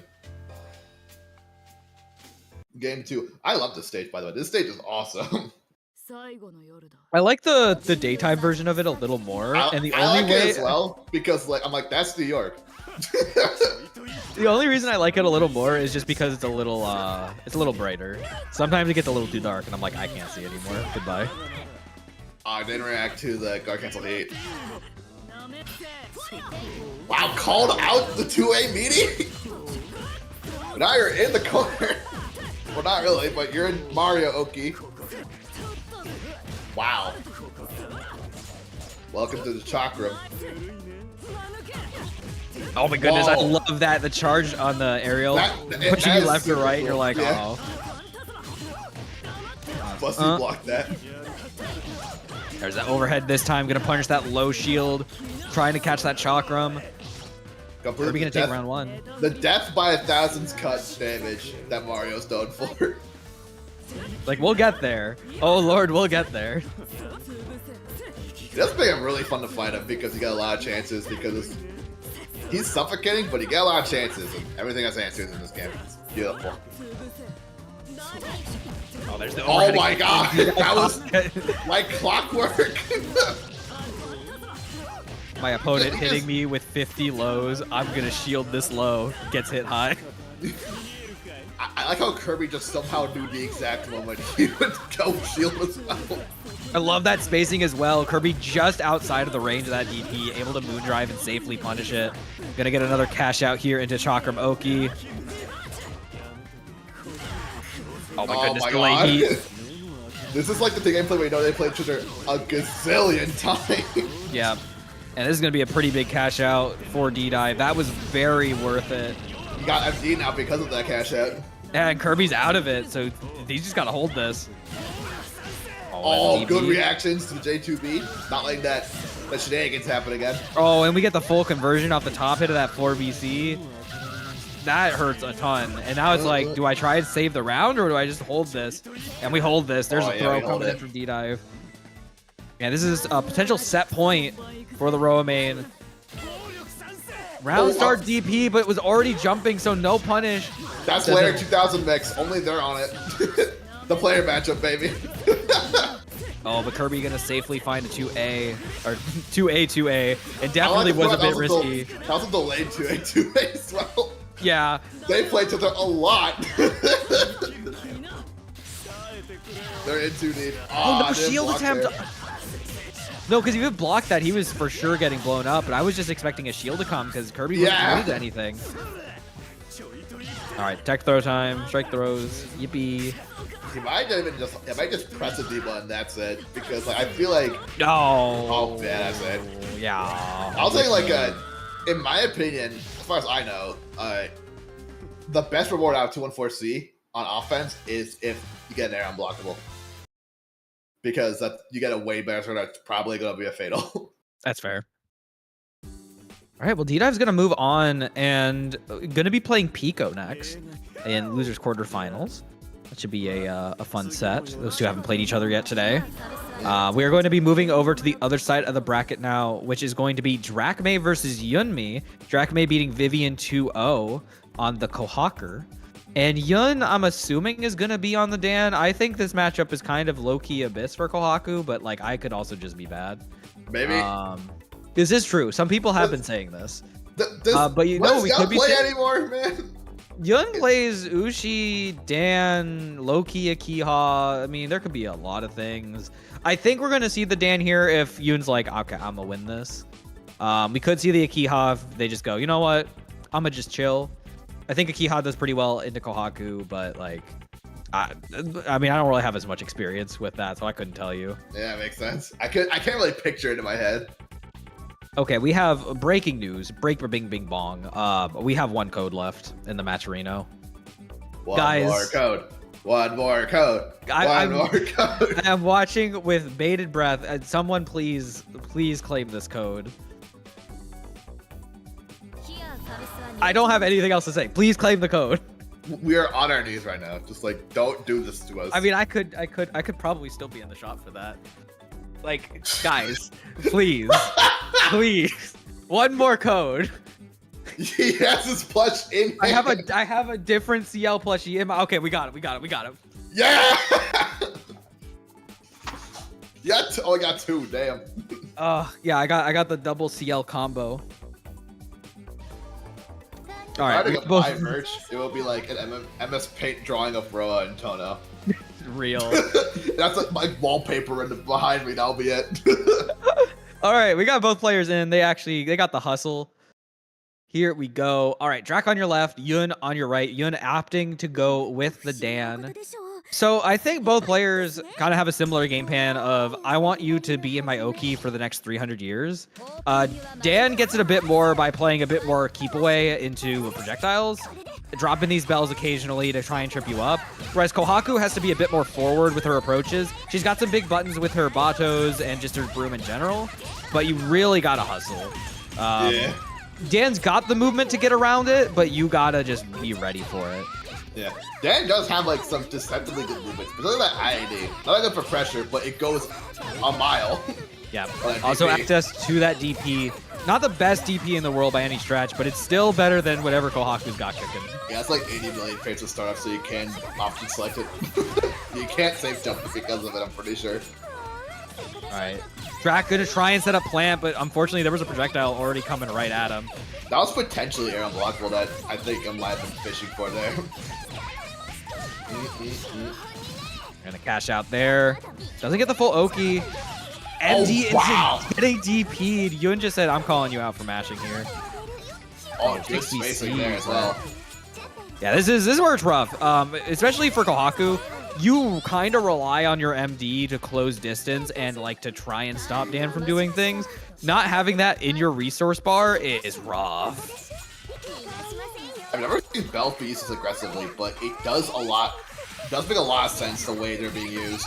Yeah, Kohaku's issue in this matchup is her ground speed's like the only really fast thing that she's got going. Her jumps are kind of linear to try and challenge with things like JC.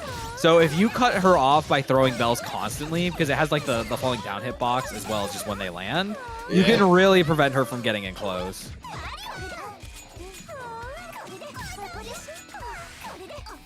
I also think defensive bell. Yeah, I also think Yun in particular is really good at this defensive play. She's really good at playing this keep away at a point where you're like, help, I don't know what to do now. Yun, oh, heated it on, never mind. Momentum reversed. Oh, in the throat. That was devious. Immediate heat and able to get the punish. Oh, this is big. This could change a whole lot. Gonna get the full resource. This is the modern Koha starter. Oh my gosh, I gotta. That's 5.5. Oh my gosh, that was so much. Kohaku has damage. And the second air of, yeah. That Kohaku JA, we gotta talk about that JA. That JA button's really good. As well as that JB button. That JB, she got that whack broom hitbox. That JA is like just It's really very fast. offensively oriented compared to the others. It's kind of like Roa JA. And that's the end of the statement. You know what? You're right. Oh no, the delay BC, because Yun was crossing up again back towards that last bell, your BC does get caught there. All right, now we're guessing again. Gets caught low, but no combo. I think Yun saw the initial shield after the 2A input. It was kind of just surprised to get that hit. But now it's looking all good on the Dan front. Guess for game. Gets the side switch into the corner. That's a perfect for Yun. Gonna take game 1. Yonkers. Wowzer. I don't know why I said yonkers. That's like a decade and a half old word, but whatever. All right, we'll have to see what Drac can bring to the table to change the tide. Figure out which ways to maybe corner Yun into certain aerial positions. Maybe try to find some 2-2C spots. Unfortunately, that 6C, the 6C is kind of really good at shutting down certain plant setups in neutral, where you might want to try and like establish space. So you always kind of have to keep an eye on that to see when it's coming out to try and find it. Oh, shield. Yeah, and there's the anti-air. The detonate hits really high up, directly above her. Oh, Johnny? Oh, still got hit. I'm surprised that worked. Oh my goodness, that was tragic. I think that was a real scramble situation for Drac. But we're still back in it. The hustle. This hurts. 2.8. I'm just gonna let the tree do its thing. And baits out with another empty IAD. Boom. I'm gonna get that cash out. We're gonna do safe jump. No, reset attempt with the 5B. Oh, the DP. That was very smart. It was a really good DP. Yeah. It's really big, but it was also really well timed because there was like a half a second before that Yun waited just to be safe. Oh my god, the defensive air fireball like to go behind Johnny. Oh, the backdash gonna get caught. That backdash is it is a backdash. It is a backdash. 10 seconds left on the clock. Yeah, you just need to do pressure. And we're gonna catch the backdash. JB. Yeah.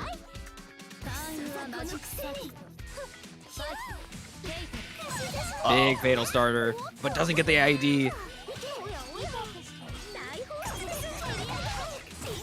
Oh, this should be really big damage, because that's a good starter. That 3BC. And we're gonna get that Oki as well. 3,900 damage. But, oh my goodness, backdash actually working out for DrackMae. Gonna get a full combo. And gonna do the 2-1-4C. Here's the tree. But another DP from Yun. They've been working so well. Very unorthodox DP. I don't think Drac is really prepared to deal with this type of thing. Oh, confirm off of the soft JC and the J's. Now we got Oki. 2.4. Oh, back up there. We are scared. We do not want to deal with the DP. Oh my gosh. The 5C. Oh, that's it. Yeah, that's just definitely kill. That's a little rough for Yun because the 5C, like with the whole second part, is super punishable. But I don't think Yun was expecting not to get hit by any of them, so opted to play a little more defensively and got opened up for it by the second part of 2B. And Drac gonna get on the board. This should be round start. That's how you know it's real. Yeah, we are hitting buttons, and Yun is gonna successfully hit buttons a little better. The 6C. Oh, that was a great overhead. Build a little bit more space to avoid that attempt to 6C or 6BC. Also overhead clip, but they confirm DP once again. Hard knockdown. OTG apparently. Oh, attempted to fall back JB, but Yun was fast enough and it closed the distance well enough to get that JA. Here's another hard knockdown. Guess for the round. That JB is real good. Opted to go for 4BC for the overhead, but Drac ready for it. Oh no, that was a little scrambly. Drac at least taking the pressure.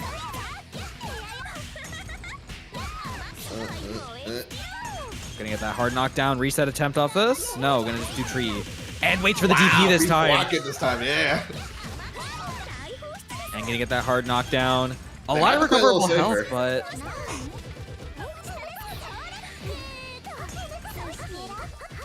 I didn't block that. Yun is much better than me. Drac not ready for it. And the throw gonna seal out the round. Very good defensive play from Yun. And taking DrackMae's moon drive as well going into this next round, it is pretty big. Drac wasn't throw kill range, so I guess dude just like, I can just play defensively. And as long as I get a hit, it's fine. But now, Drac is the one with the health lead. Arhkma got some moon. Got the throw. Oh, that could take on the second one, and the chase with the IAD. That is most definitely going to catch Kohaku backdash. And caught the MD. Drac now got to be really careful on defense.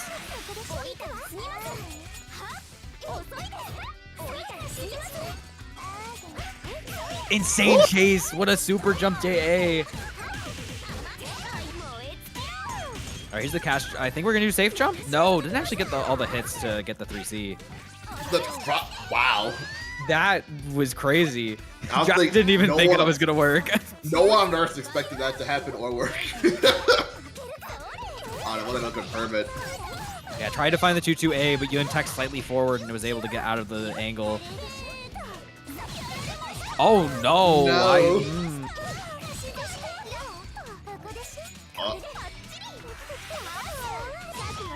Big 6BC. We are running in with all those clash frames.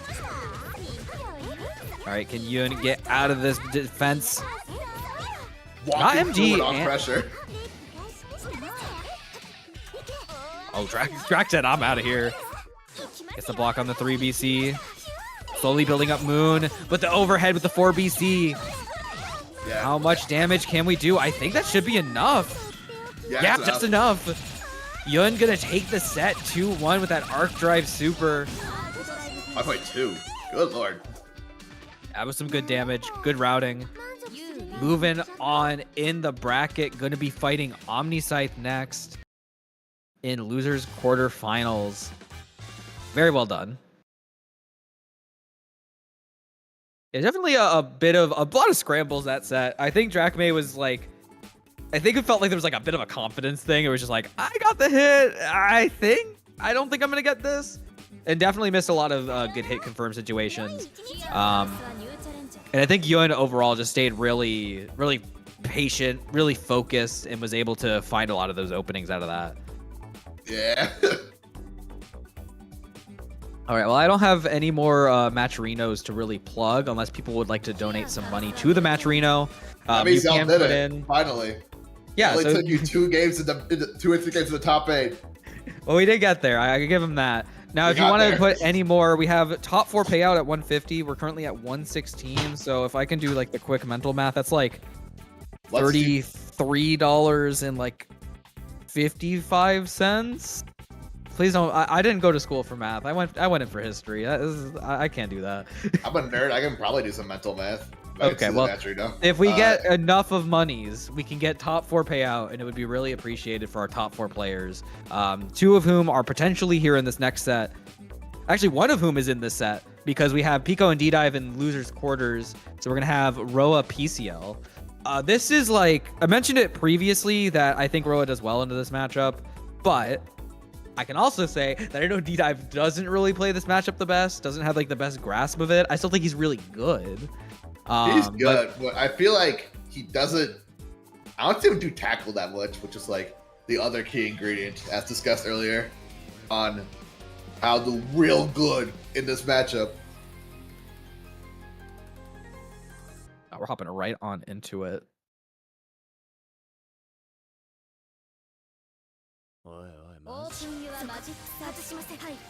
Ooh.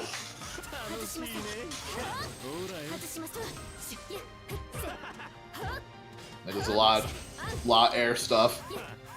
Double no cancel 2C. All right, DDive now, getting some aggression going. Attempt to go for the throw, Piko immediately 2 being out. Oh, they react to the overhead. That's a good starter, right? Yeah, no, 5B charge is a very, very good starter. That's going to get 3.9. I don't think the routing was the best, but it's like, it's a little more awkward doing the routing from mid-screen. But it's definitely there. Oh, there's the wait for the tackle out. Hey. Tried to mash out. Unfortunately, 2A not really covering high. ID going to go right on over it.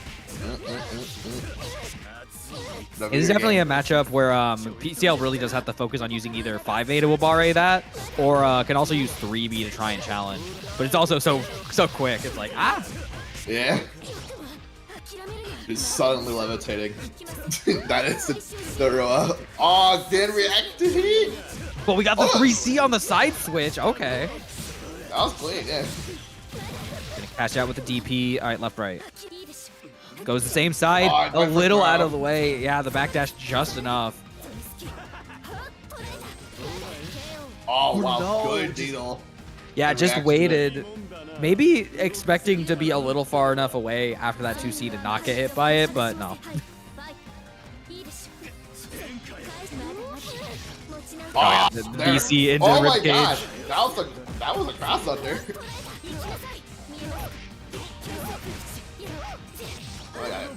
Uh-oh. He dropped those. That's just Roro stuff. If you shield 214C, he can just jump at you and be like, what are you gonna do? Oh, good Abare from Piko. Gonna find the opening once again in DDive's offense.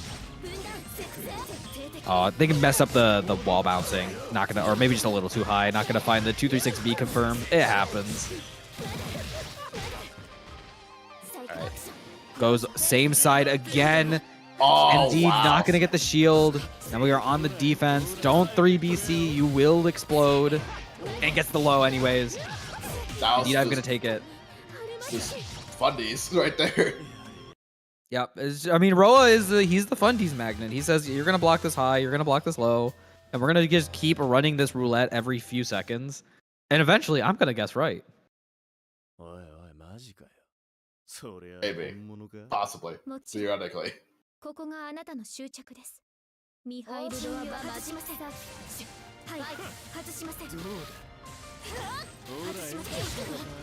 Oh, that's a big fatal starter. 214B. Gonna find an opening at the attempted JC. There's the cash out. Same side. I definitely am getting hit. Oh, but they had no moon to actually get a punish on that 3BC. Was a little too close to even get the jump shield. Yeah. But we do drop it. Ended up being an OTG. Oh, shielded there. Huge. Oh, wow. Yeah. Oh, But dropped it. Oh, no. Yeah, I think to stabilize that, maybe a JB would have been necessary, but we are resetting right back to neutral. Bump. Awareness. Oh my goodness. That's a classic thing. That's unfortunate. Oh, we dropped it. Went a little too early, but that's another punish on that Hyro attempt. You know, JC. Double-edged sword in terms of like its startup and how negative it is on block. Yeah, but against JC, it's a bit more risky unless you get them like really high in the jump. When she's coming down, it's like you just gotta not do that. I want to put out how crazy that attempt in 3C was.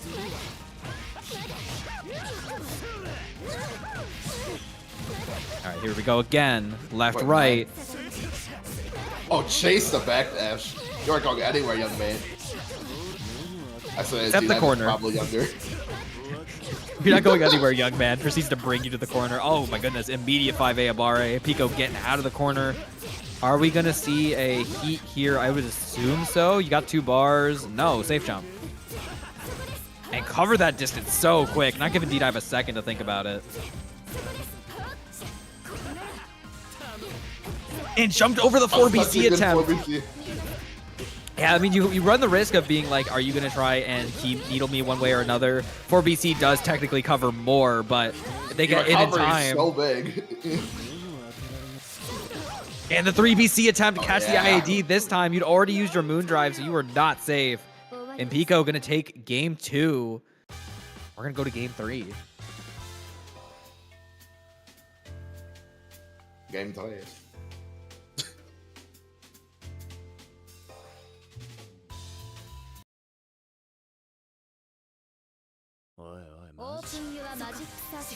The nerves. Damn.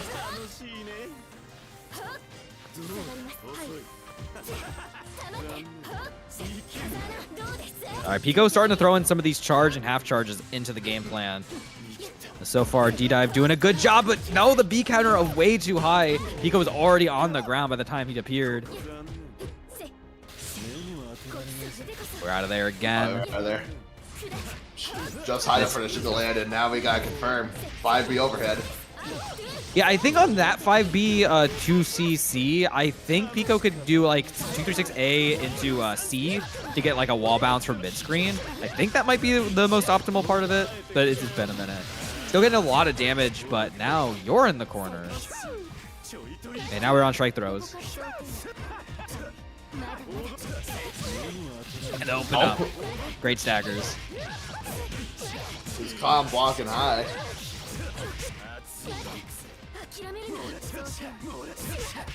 And Oh my god, overhead. again. Damn. All right, DDive on set point.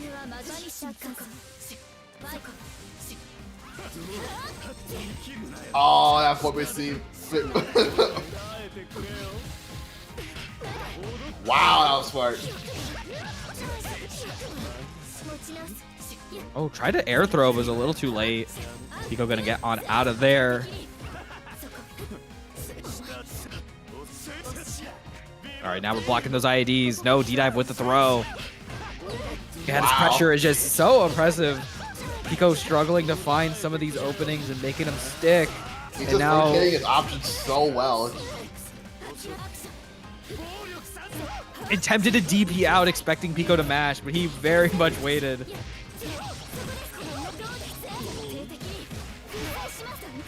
There's the heat. Good DP, anti-airs the attempt to JB. And now you've taken both of Piko's resources. And you're in the corner to boot. Moon's still there, almost gone. And We're great just making use, sure. Oh, but didn't make sure about the Abare. Piko said, I'm getting out of this corner one way or another. 2-1-4 just becomes way harder to use wind pressure once you're in the corner. Oh, that was really dangerous, but just enough time to not get shielded. And now Piko on the retreat, just saying, let's like wait a little bit. Oh my goodness. An attempted 2B out, doesn't work out. 6C gonna go right over. And DDive gonna move on to top 4, winning 2-1. Gonna be waiting for the winner of OmniSScythe and Yunxmi.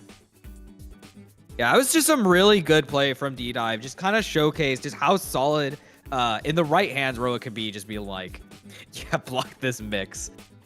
And I think Piko was doing really well to find a lot of options out of there, showing some really good offense out of the corner. Just couldn't quite keep it up. DDive was keeping track of his resources, I think, a little bit better. And I think it made the difference. We're going to be moving on next.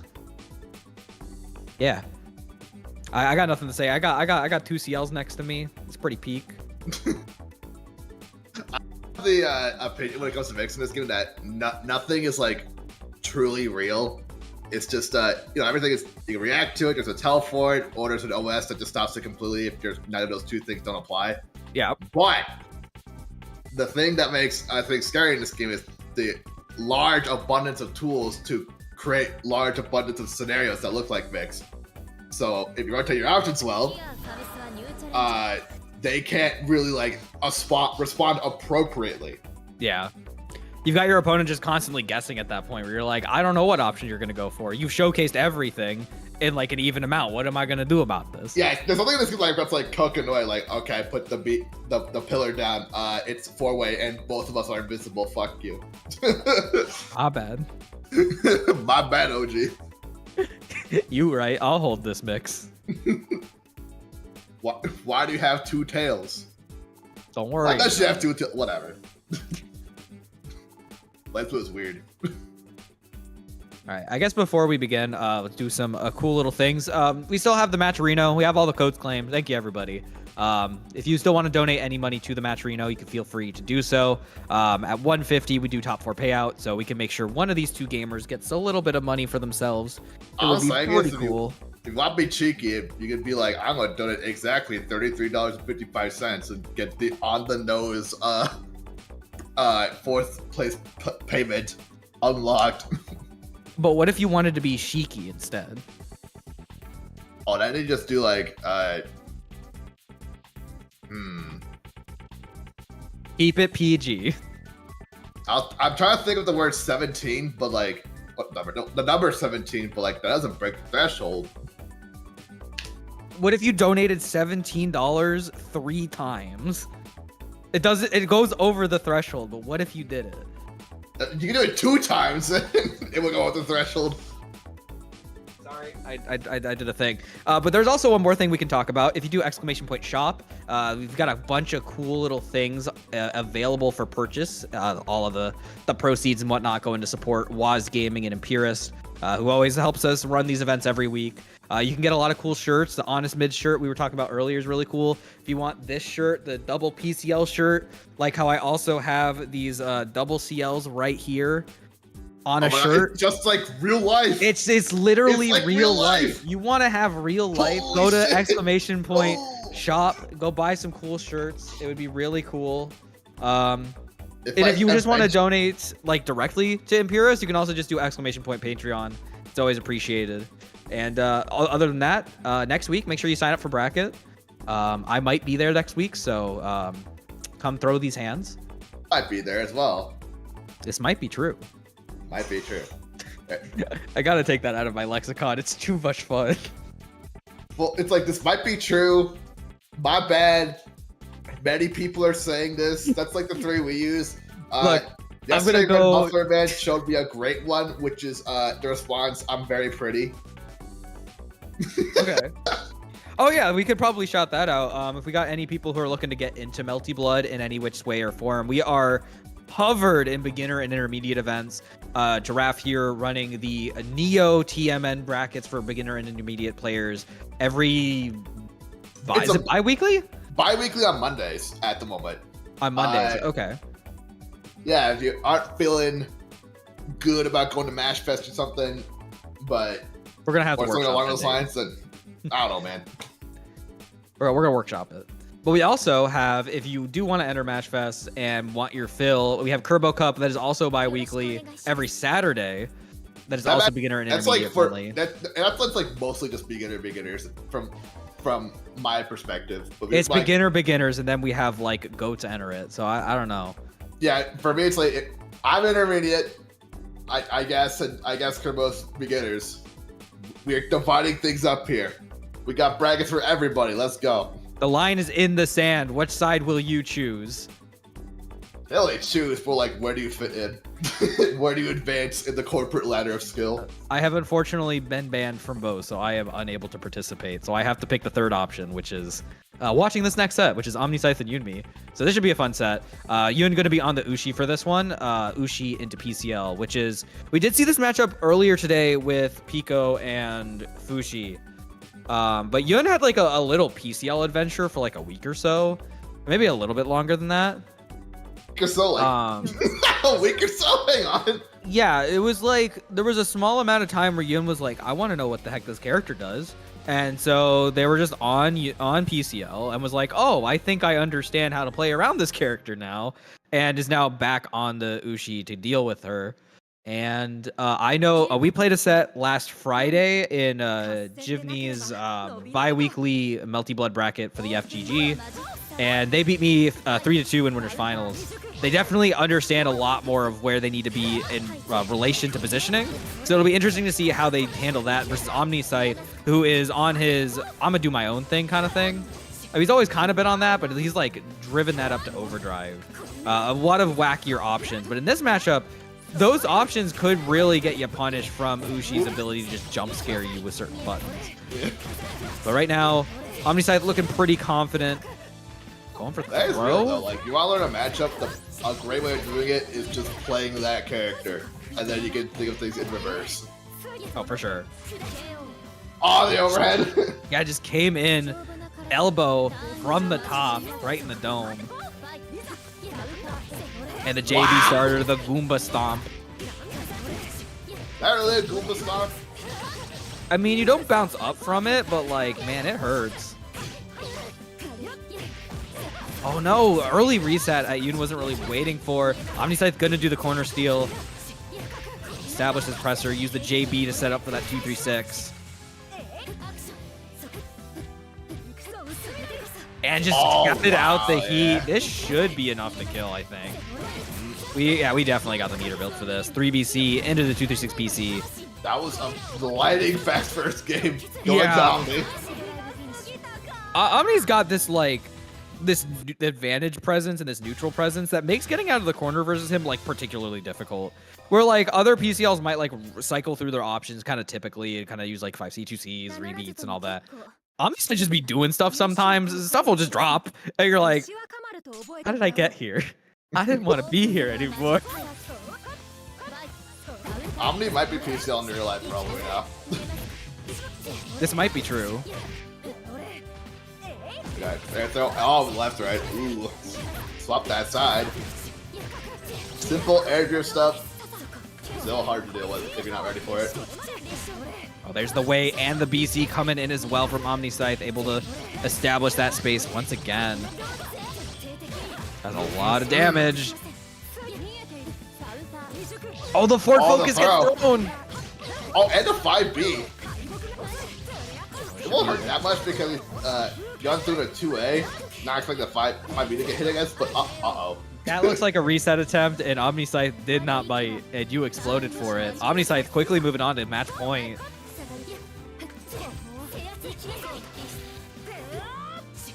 Wow, I can't believe that hit, even if it was on block. Connected, I guess. But now we're back in the corner. Oh, we drop it, though. Don't heat! Oh, it actually worked? That's crazy. That is actually, that positioning, you should not be able to heat that. I think OmniSScythe just wasn't actually ready for it. Because when PCL is that close to you doing that 6-6C starter, I believe it forces like the guard cancel heat to just be shieldable. So you're just kind of in position to catch it. Whereas like if you're further away, the 6-6C, you can just heat out of it and you're fine. The Giants did get back into the corner because they took a throw and get a clean 5B starter, taking advantage of that plus range. And low profiled the 5A with 2B. Here's the Arhkma down. Left, right. Oh, went high-low. And that BC is going to mean this is going to do a little bit more damage than your typical launcher. Or your typical shield counter, rather. Goes low. Oh, wow, Melty blood. Tried to 3. No. Oh, no. Tried to go for the overhead. Is this not going to be enough? No. But you have to guess with no resources. Great no shield. Called out the early 2BC or the 2C. Unfortunately, the backdash getting caught by OmniSScythe just super jumping in with the JB. Yeah, that is a set. That was good. That was just good stuff. Yeah, just kind of kept up the aggression, even with some drops and whatnot. Able to make it work. You're just not quite able to get in that pilot seat fully to take advantage. And a lot of those get off me options were snuffed out by some genuinely unique OmniSScythe options. And he makes it work. Gonna move on to fight DDive and loser semis. What is the reasoning behind the OmniSScythe, as you call it? But like why he does it? Yeah. So I think he originally did it because he just wanted a combo that like could take you from the to the corner from the corner. Oh, you wanted to ghost to ghost? But it ended up being an optimal off of something, and I'm trying to remember. Like it was recent. Like yeah, no way. No way, SMP let that shit be optimal. Omni or Erin, one of you in the Twitch right now, please let me know what it was. But I know it does something. Like there is one specific setup. Maybe it's like JB off a fatal counter or something. I don't remember. There's some setup for it that like it makes it really good to use. But OmniSScythe also just be doing it to people sometimes, and it's always really funny. Like you get hit by it, and you're like, just take the second to breathe. He's like, okay, there. I was like, okay, you go off, King. I got you. Do your thing. We're moving on to winners finals. We've got Shinoa versus Lucy. So I'm curious to see if Lucy's gonna maintain the PCL or gonna move back to the Roa. Shinoa could be on the Warc or on the Aoko. We'll have to see on their decision what they want to do next with that. I'm too lazy to learn real PCL pressure. The truth is out. You just like me for real. I be the fakest PCL pressure in the entire NA scene. You're like, what do you mean? Aren't you supposed to be like the PCL labber? So surely you would, of all people, would know how labbed out that pressure, right? Speaking of which, I mean, maybe, but Lucy is changing characters. Kouma. Yeah, Kashimbo. so who are we going to pick from the Shinoa side? Are we going to stay on the Aoko? Dude is definitely doing the... Yes, we are. You're winning. I can and will zone.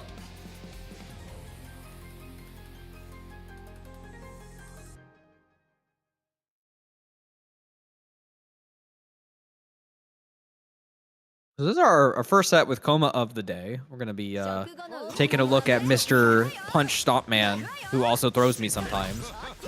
Come Shimbo, let's go, baby.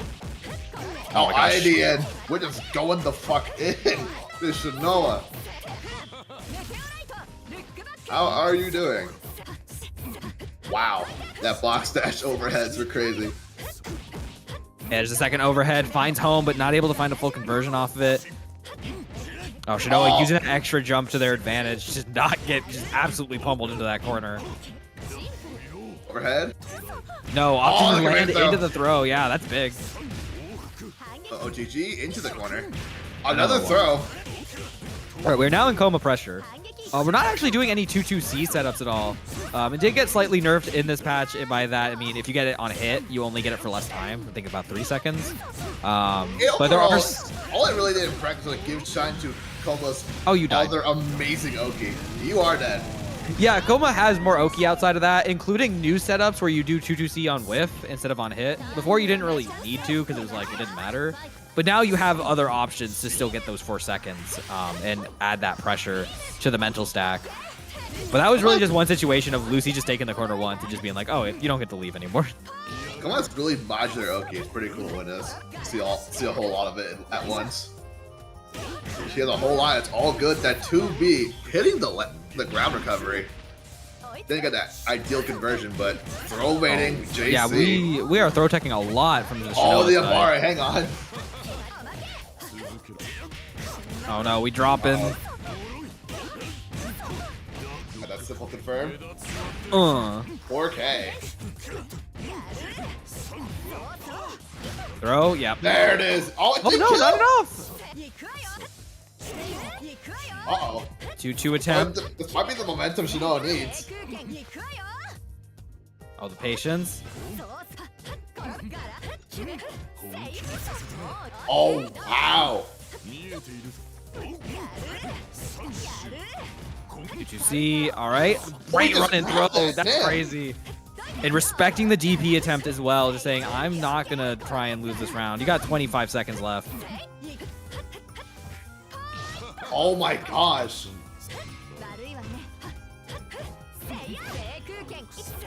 We got 16.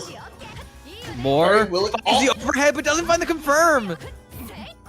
10 seconds. Finds the no confirm again. 5 seconds. Oh my god! Lucy finally jumped out, attempted the JC, and Shinoa's gonna snuff it out and save the round. The fatal JA, yeah. Faster normals. Frame data. That was 3 seconds left, by the way. Yeah, it was very close. I was trying my best to kind of showcase that, but I think both players were very noticing about that They time. were very playing around that. Big 3C. Your house's house is all Kouma's property now.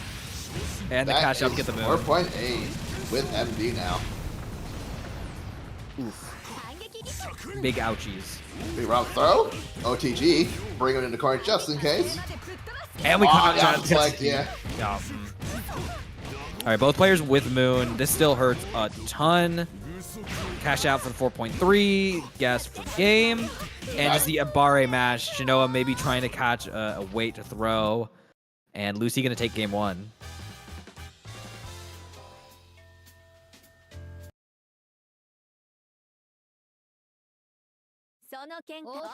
Not too sure how his second game will go because like Shinoa is very capable as he's shown that second round. It's just, I guess it's based on momentum.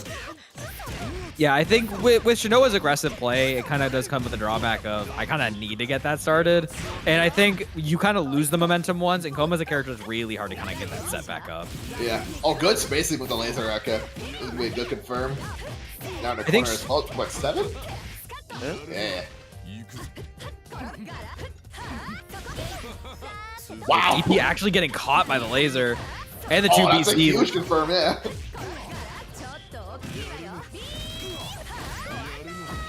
Wow, fancy stuff. Getting a light show. And the catch on the heat. Yeah. This should be more than enough to kill. We're going to build the second bar, but we're not going to need it. Just going to need the one. Very clean stuff.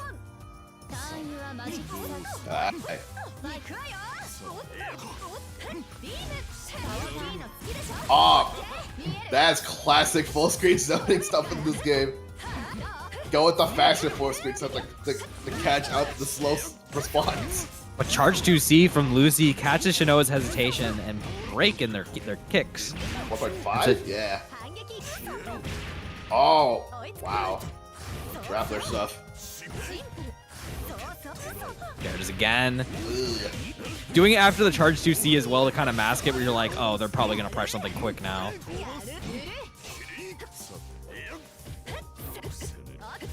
Alright, Shinoa working their way out of the corner, but the DP shuts it down. That's a conversion. No, it isn't, but it's RPG.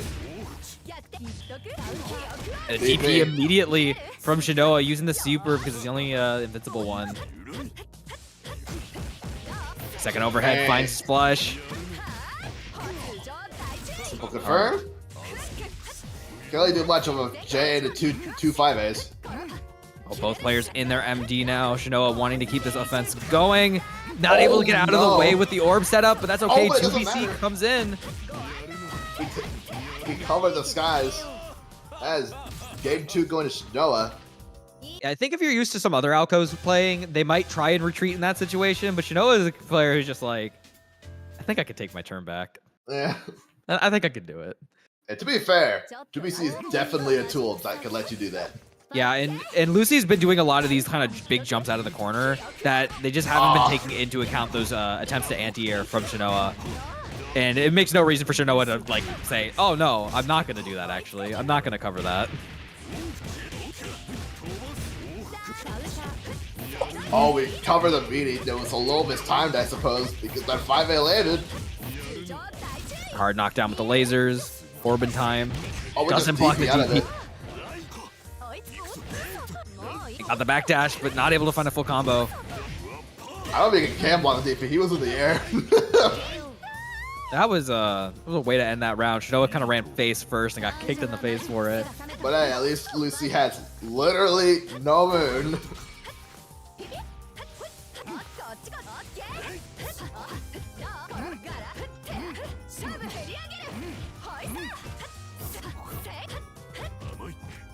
Wow! So many overheads, so many air normals. Few of them are mids. Oh, we're out of there. We're command grabbing out. That is involved. Oh, the shield. Oh, we're running forward. Shinoa finds a hit.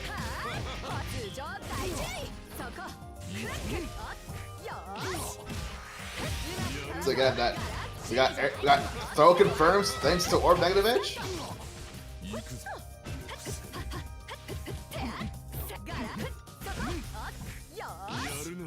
You all haven't noticed before? I don't think Shinoa's ever prevented overheads outside of IID. Yeah, no, you're right. I think maybe a little scared that Lucy will actually call him out on that. Yeah.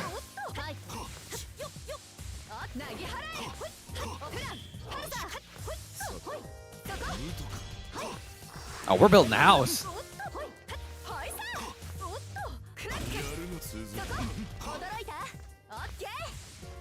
Oh.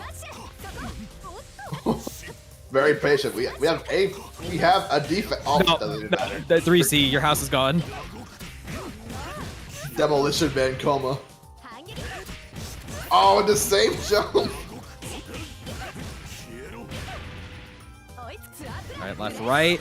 Able to get the MD. Outflex. Yeah. That is going to hurt a lot.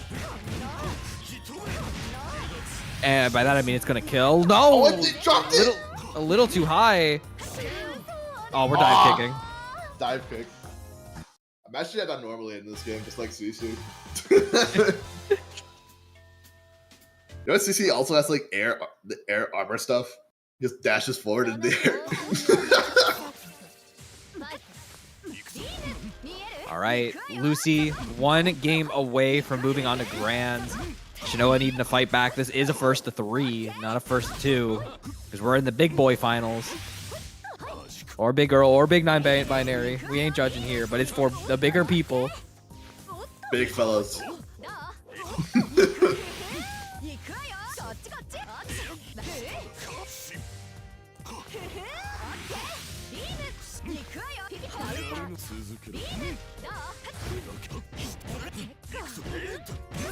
Alright, you get they cover the 2C. My bad, Sager. They're gonna jump out, maybe. I'll save him again. Oh, drop that. Hot the back dash with the 2C. Just good awareness in general. And not enough for the cash out, I don't think. I think we'll have one more guess, but this is so rough. Like, it's so rough. 1 A-normal kills here. What? The 2BC clash with the 2-2 attempt? Yeah, and the 2-2 armored through the BC. Oh, the overhead! You could have. Okay, Shinoa, Are you got it. Oh my gosh. This might be true. Oh, the JC. They IAD'd right at each other, and then the connection exploded. Who died? It was me. Oh, No, it was Shinoa.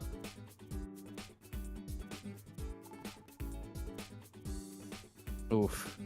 Yeah, that was a really scrambly final round, like round 1 there. And it was just like, oh, I don't know what I'm doing here. So was that a DC or was that Alt F4? It's the question. Looks like they're joining Hold back back into the room, but I don't know how we're gonna handle this within the. Oh, are we just gonna? I think we might just give Lucy the round for that. I mean, they already won the round. Like, it literally just happened. It just happened, and then explosions. Yeah. Well, I call my Kouma because he doesn't make explosions happen. I mean, see his command grab is like, ooh.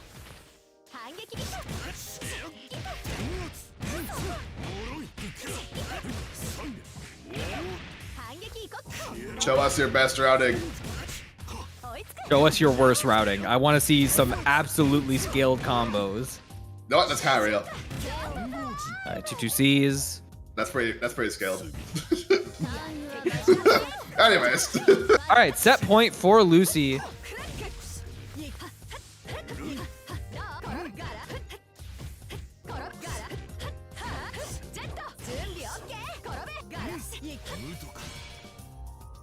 Oh, that was a really risky shield, but definitely worked out. Failed to confirm the JAs.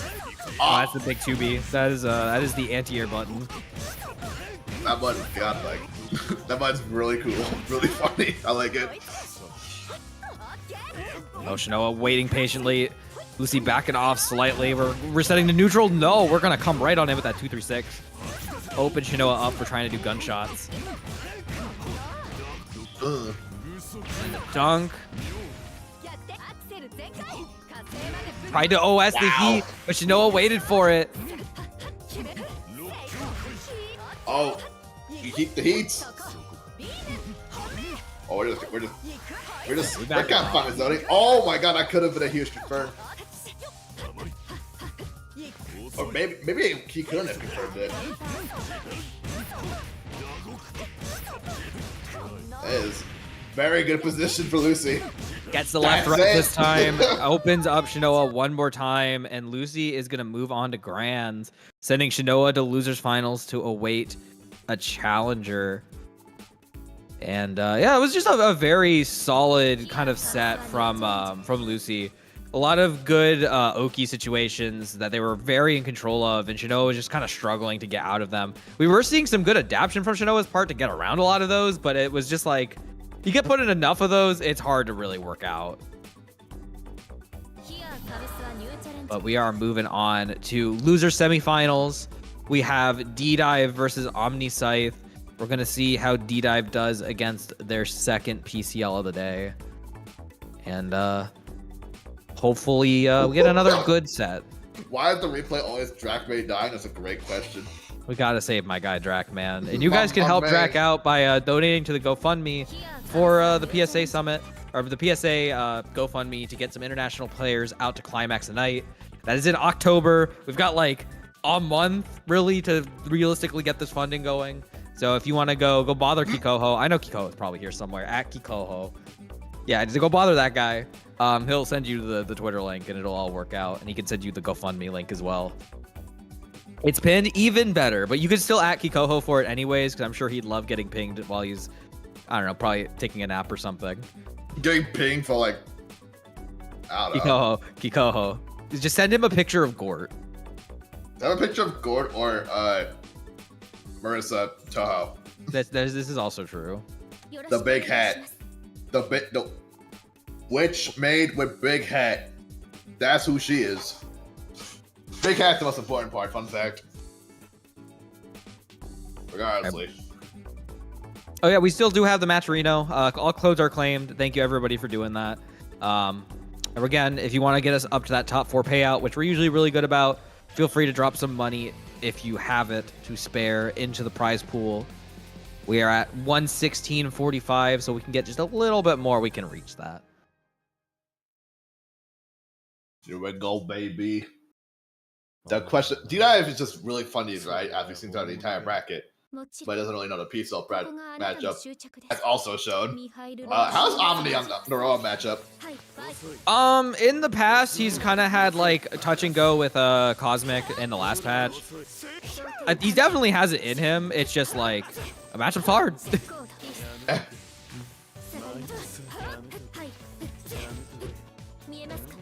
I'll take a touch and go with Cosmic, that's for sure. Oh, we got DP though. That is. We're gonna get that full pickup. Go from LA. Yeah, that J3B because they did actually change how its recovery on land. I think DDive was like, oh, I think I can get away with this. Was able to punish that 2A attempt from OmniSScythe to kind of check a mash.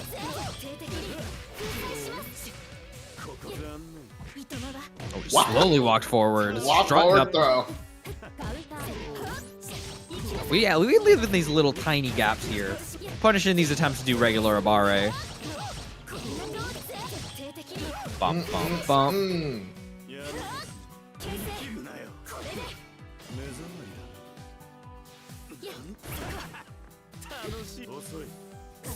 Oh my gosh, he actually just ran in full screen, unimpeded. OmniSScythe willing to give the space. And we're mashing moon skills. We're in moon drive. I want all of the buttons. And the heat as well. That might have been a little too greedy. Whoa. Or at least get the cash out, get that offense going. Oh, and we find the opening. Not going to build up the moon, though. We're going to have one more guess here. Or maybe we can just run away. Or, I mean, that's that combo. Hey. The patience just enough. That was smart. Just make that combo go on for 3 years. Oh, and we're going to round start DP. Do it again. Oh, oh my goodness! OmniSScythe, I didn't mean it.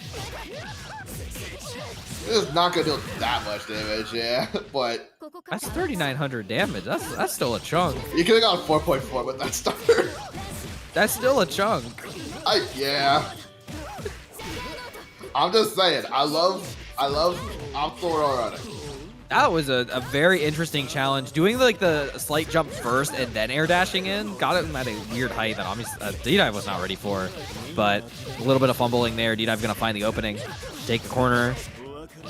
All right, now block the mix. All right, we're blocking. Back in there. Protect the throw. Oh.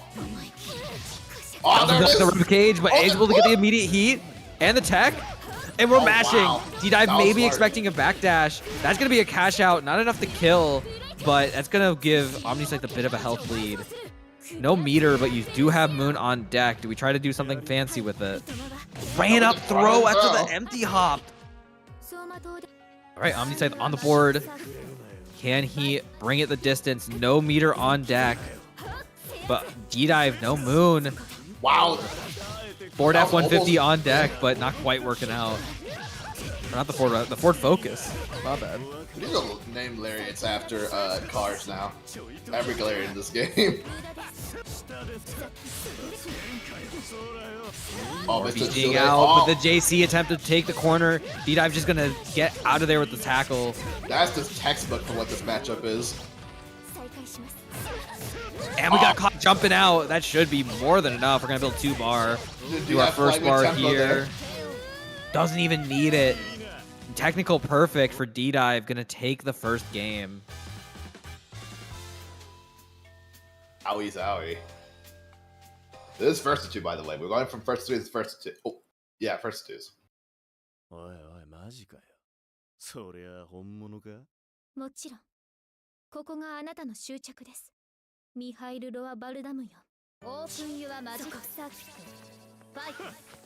いや、生きるなよ。はい。Well, 生きるなよ。風穴。生きるなよ。はい。 pressure up plenty. All 4BC, that was dangerous. But we got a good one going to throw anyways. Yeah, OmniSScythe was actually scared enough of the potential of 2-1-4 that he reacted to that by jumping back slightly, so wasn't able to get a full punish. And we got the corner steal. I was not paying attention. I didn't see how that shit worked. Yeah, OmniSScythe's got a lot of those really funny corner steals. You really just I looked gotta away remember. for a second and he was on the other side. I'm like, cool. Oh, the 2A not close enough. DDive gonna smack OmniSScythe away into the corner. On the BC? That's big. That'll be enough to kill.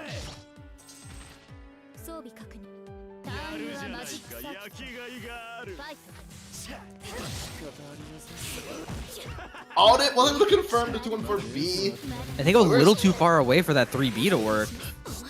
We're gonna get slight chips on both sides. Feints the frame kill, just goes straight for low, but we DP out of there. And the OTG? Okay, OTG side swap. That is, never thought I would say those two words together in my life. Oh my goodness, the scrambles. Oh my, the fadeaway JA on the tech? They're scrapping. Oh, there. The Grease Monkey matchup. Goddamn, it was sick. Oh, Ooh, you tried to air dash or jump out of the corner against Ciel? Get shot. You're down. I'm surprised we didn't see tackle there, but maybe thought OmniSScythe would be ready for it. But OmniSScythe said, I'm not waiting for that. We're going to cash out with that level 3. Take the round. And that's the game. Going to game 3.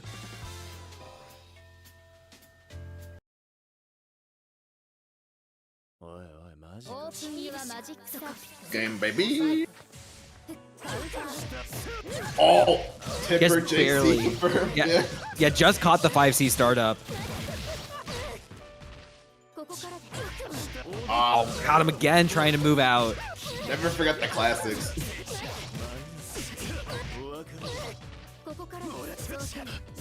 Oh, landed to IAD.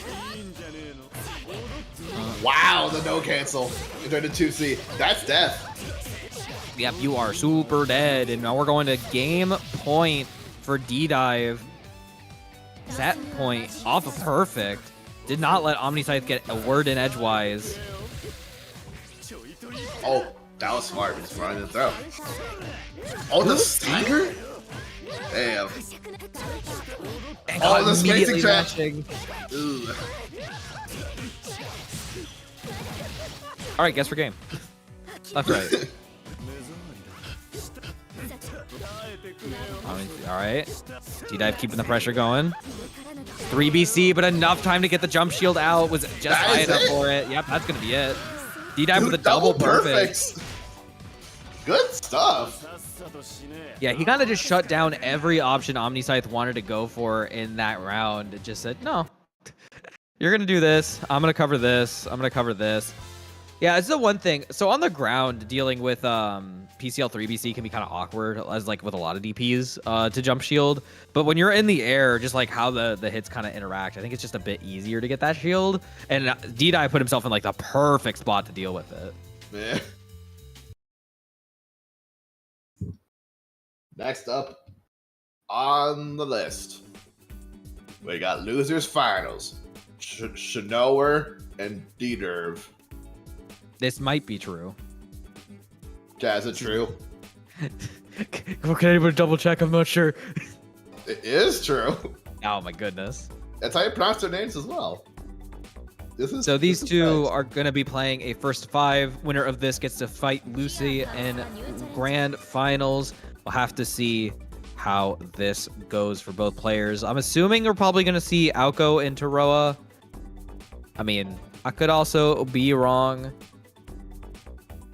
We're just waiting to see. But if you would also like to donate to our Matcherino, everyone here already is making a top 3. But if you have any cash you want to throw at a potential top 4th player of OmniSScythe, feel free to do so. What other things can we mention aside from the Matcherino? Thank you guys for claiming the codes once again. I don't know how other games are looking with their Matcherino this week or last week, but you know, if you're around for any of the other ImpurestClub, WASD Gaming brackets like Uni or Granblue, they also do have a Matcherino where they have 50 codes. So if you want to be a pal and go check those out, it might be beneficial for them as well. Everybody wants to keep a little bit of money flowing within the communities. Okay, we are going to see the Aoko. So Aoko, Roa, they both kick you in your shins and then force you to block their mix. Is very scary. Very ugly.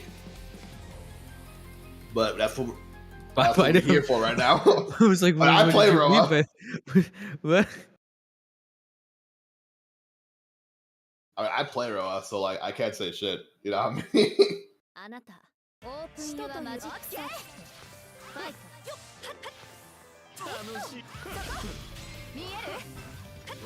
Alright, so Shinoa does have like the slight range advantage here with like regular laser, but in terms of like closing distance, I think DDive's needle is just a little bit better for kind of enforcing space, whereas laser is more of just like, hey, I'm bothering you from the other side of the screen. It might be faster. It's definitely longer range compared to the Rekka that Aoko has. Yeah, because you'd have to like fully commit to that Rekka. But Aoko does have access to that third jump. Wow! But it doesn't matter. The Roa champion, he might be a little small. I don't know what DDive was looking for. Just slowly approach. He got smacked for it. I think he fumbled his inputs. That is fair. Tried to go for the unblockable, was too far, or the overhead, but was too far away. Shinoa now on the block. Yeah, it was just like, I'm gambling now. I have no health left. And DDive just cruising in. IAD JB.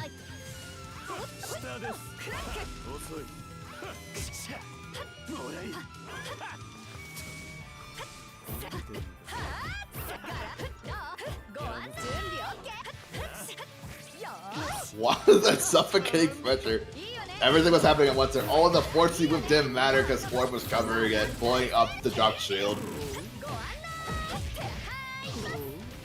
Now you're in the zone again.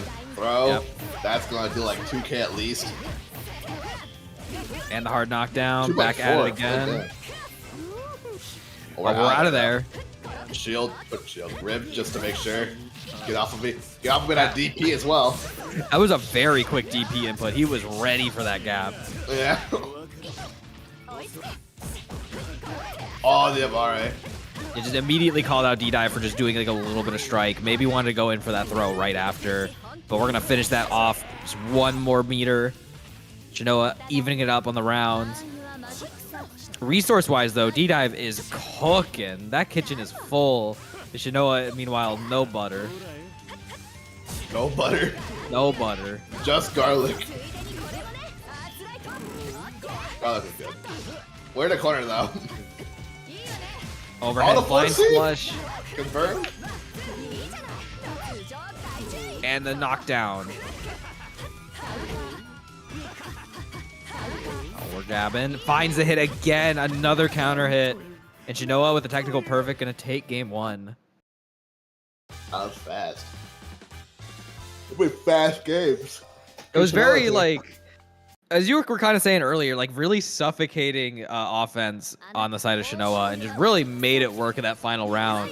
DDive just could not get a word in edgewise. And I don't feel like Shinoa really changed too much. Maybe some slight timing things, but otherwise it was like, I'm doing my pressure. You got to hold my pressure. Yeah.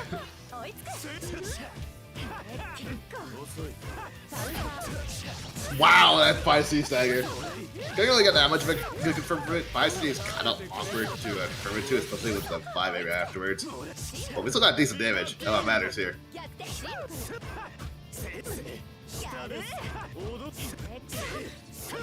Got Shinoa out, but didn't confirm the hit. We are stagger gaming. And the IAD caught some hesitation on Shinoa's side. It took a while to get there, but that was a technical perfect.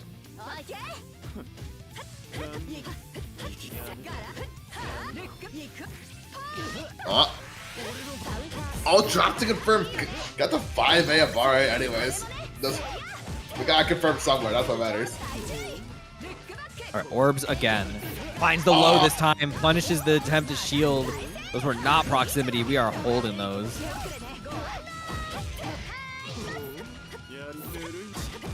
Oh my god, the double press. That is so... Woo. Alright, once again, going to round 3. Can Shinoa pull it off like game 1, or is DDive gonna mount this comeback? We didn't see that tackle confirmed. Good stuff. Basically low profiles. A whole lot of things. Black beat. Yeah, it might have been a reset attempt, but Shinoa not biting, able to get a hit. Unfortunately, another throw whiff. Gonna find DDive a good combo. Yeah, I think he's waiting for something.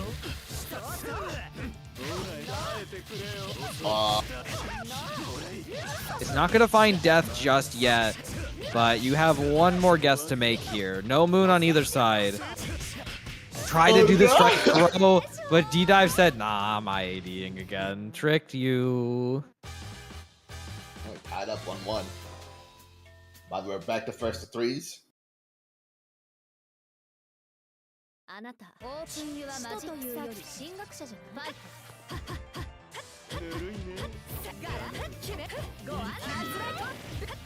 Alright, Shinoa starting us off with a bit of pressure.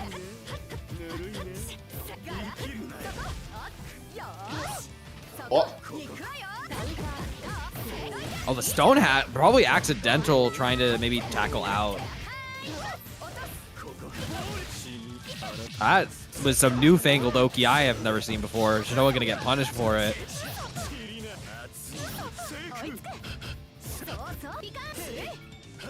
Well, I'm just hoping. Oh, we're RPSing. The late shield egg. Look out. I love that option. Oh, we're 2C'ing. Okay. You slowly approach 2C. That's all you gotta do, and eventually. What am I gonna do? 2C. What do you expect me to do? Press on 2C? I ain't doing that. I mean, no, I did. I got hit by the C part 2C. Oh, we got the confirm. Should be enough to kill off a second super. So we're trying to probably build as much meter as we can. Yeah. Good stuff. Yeah, it was very well done.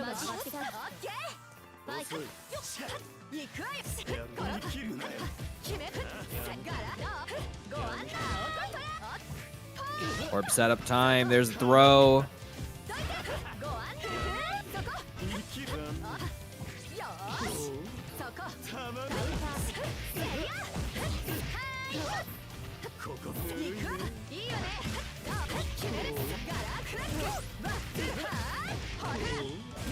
Ooh. I'm going cross-eyed right now. I can't deny it. All the what a stagger. Oh my gosh. Yeah, that was just pressured to death. You just did not get to get out.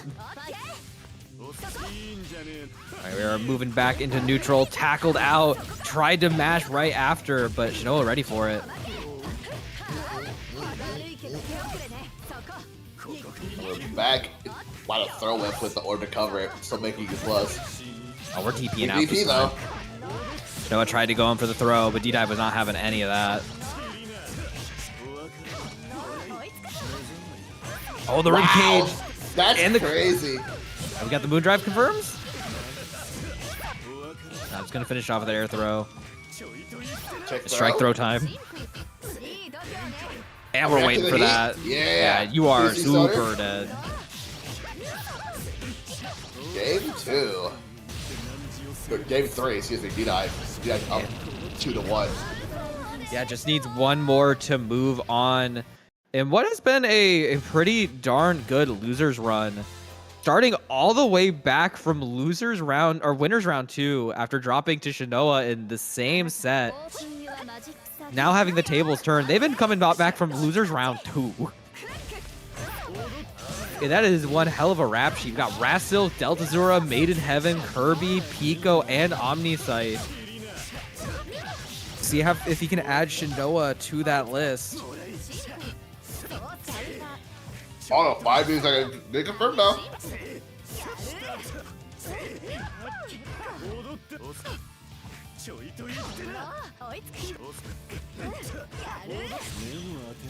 The never-ending. You do not get to leave the corner. DDive said so. Oh my, no way. Need the orb setup as well. Oh my goodness. Oh my god, the staircase, like that is a technical perfect. And DDive now on set point. Shinoa just, I'm not gonna lie, if I was Shinoa, I'd also be lost in this situation. I don't know what to do. DDive is just asserting so much dominance right now. Without the jump back air throw you landed, he is feeling himself, I can tell. Shinoa is now just like throwing buttons out. We're just like, I want to check you doing things. And DDive is more than comfortable just to wait it out. Hello? Oh, actually blocking the throw out this time. Gonna hit some buttons. Keep it safe. Good defense. Yeah, DP. That was clean. Not been going for a Tiger D this time.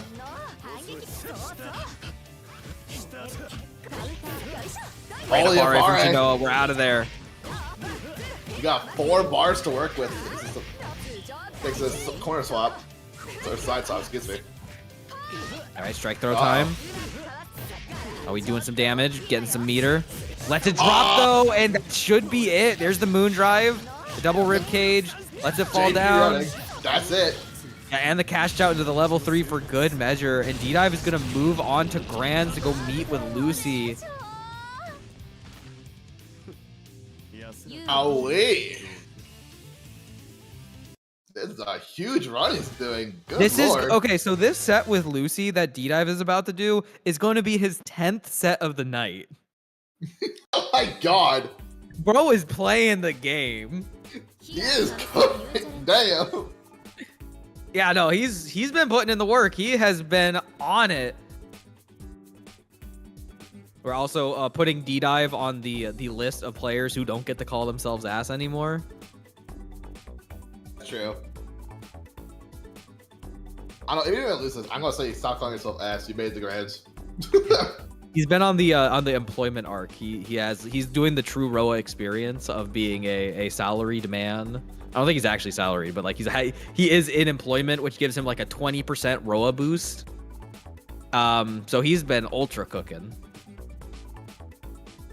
So I'm assuming Lucy might stay on Kouma for this set, or might do the Roa mirror, which would also make sense. The Roa mirror. Oh, nah. I can't select. Probably Kouma. Maybe Tony. Wait, do PCL. That's not PCL. Why PCL? I thought it would be cool. Roa wins that matchup, sir. I know. I see. But I could see Lucy being like, no, I can win this though. I gap. But gonna be on the Kouma instead. And here we go.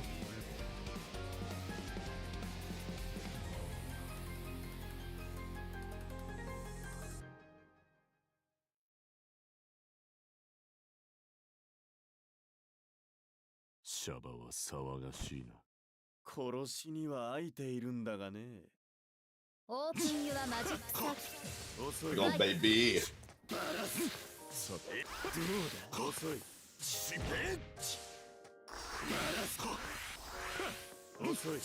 Just a lot of charging, a lot of non-commitment to neutral right now. All it should be big confirmed though. Oh, good EX cancel. It's gonna break the armor. Yeah. Oh, chase the backdash. Good lord.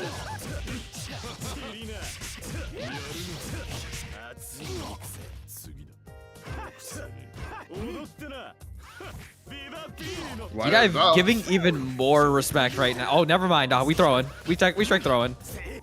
I was like, oh, he's playing like really patient, trying to wait out a potential to like immediately Abare out. Oh, there it is. A little too much damage because they have nerfed that stutter this patch, if I recall correctly. Oh, there's the new 2-2-C setup where you do it on the whiff. That was an excellent catch on that backdash. The high row. Oh my god, in the option select. He's in his bag. DDive in his bag. The bag of holding. My goodness. We charging. I'm so sorry about letting DDive charge right now because he is the one down on the moons. Wow.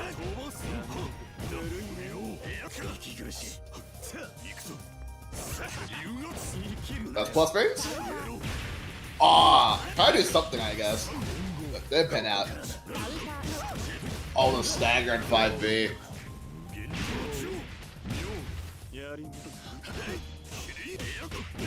Whoa! Overhead covering the no shield attempt from DDive. Lucy with a technical perfect.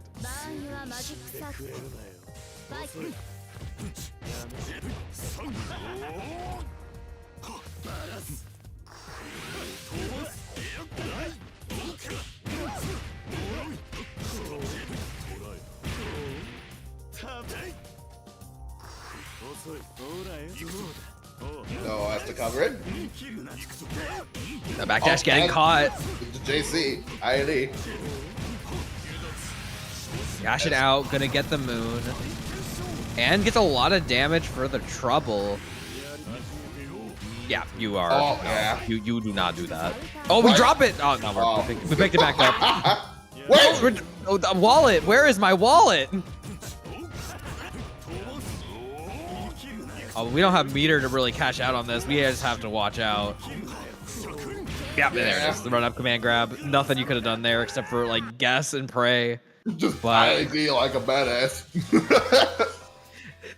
you just gotta pick whatever god might save you in this situation and hope for the best. But Lucy gonna go up one.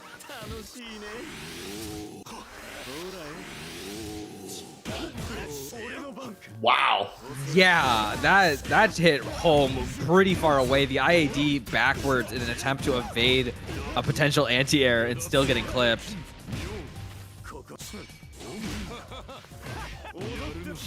Oh. Hang on a second.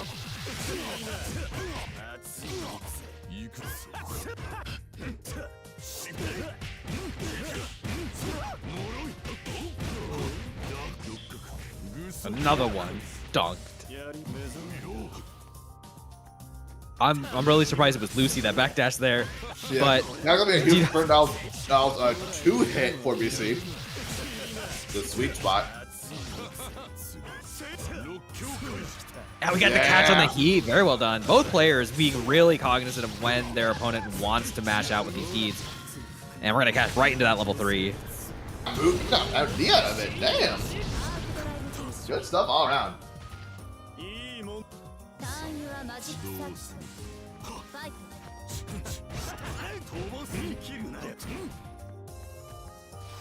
Shibby. Come at me, bro. Yeah. JP routing.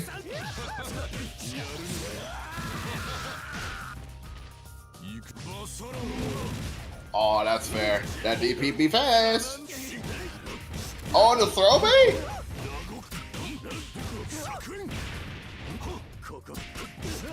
Oh, he tried to immediately get out of that corner. I don't Lucy think- said no. I don't even think you necessarily need to throw me on Kouma because command grab. Bingo, bitch. Command grab jumped. DDive was like, I'm getting out of here.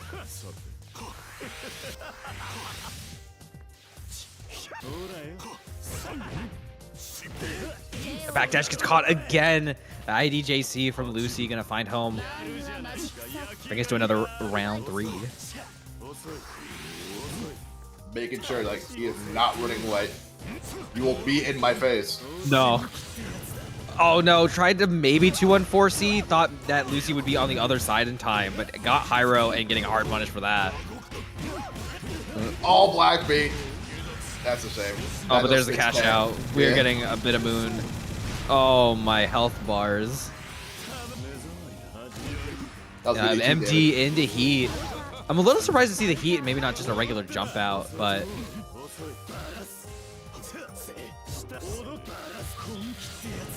No, another Hyro cash out. I You don't feel like that was intentional. Yeah.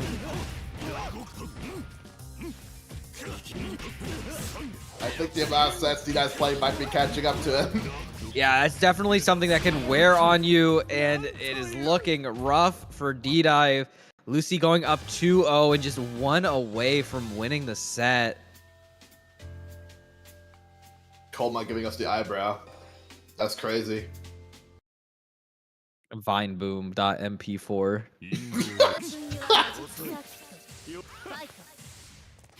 All right, so potentially final game. DDive fighting for his bracket life.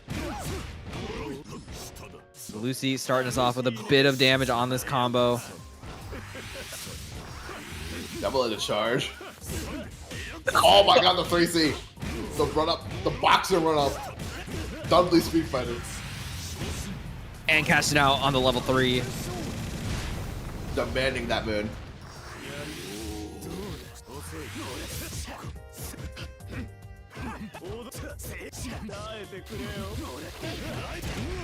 Good DP. Oh my god, the reset. That was brutal. Yeah. Lucy now on set point. Can DDive do anything to stop this juggernaut? That was unfortunate. Felt that.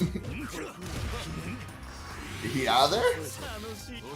Lucy's still willing to just charge. Get as much resources as they can possibly get. Yeah, I mean, DDive not in a good position right now. You've got no resources on deck. We are just trying to hard call out anything. But Lucy keeping it pretty conservative. Wow. Calling out the 2-2 and then into the C with that launcher after the shield. That could mean a lot. That was a counter hit though. And a lot extra time, but probably threw off. They got hit by it. Oh, we are working that 2C. Is going overtime, but the 2B this time. Very good for pressure, you see. Wrong on button. We just need to cash this out for an air throw. One more chance for Lucy to get out. Tries to Apare, but DDive ready to cover it with the meaty. Staying alive, but still tournament point for Lucy.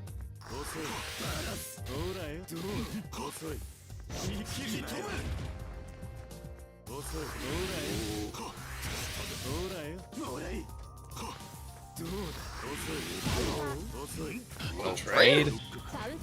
And the dunk catching the... Yeah, caught the 2A. Oh my god, the panic throw tag.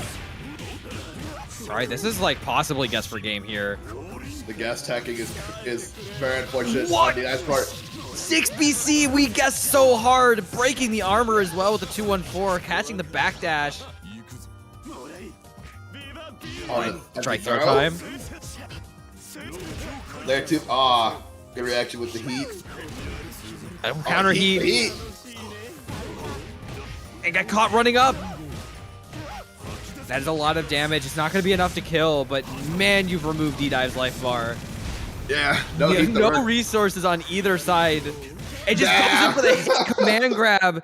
Finds it. And Lucy is going to win the set and the whole bracket 3-0.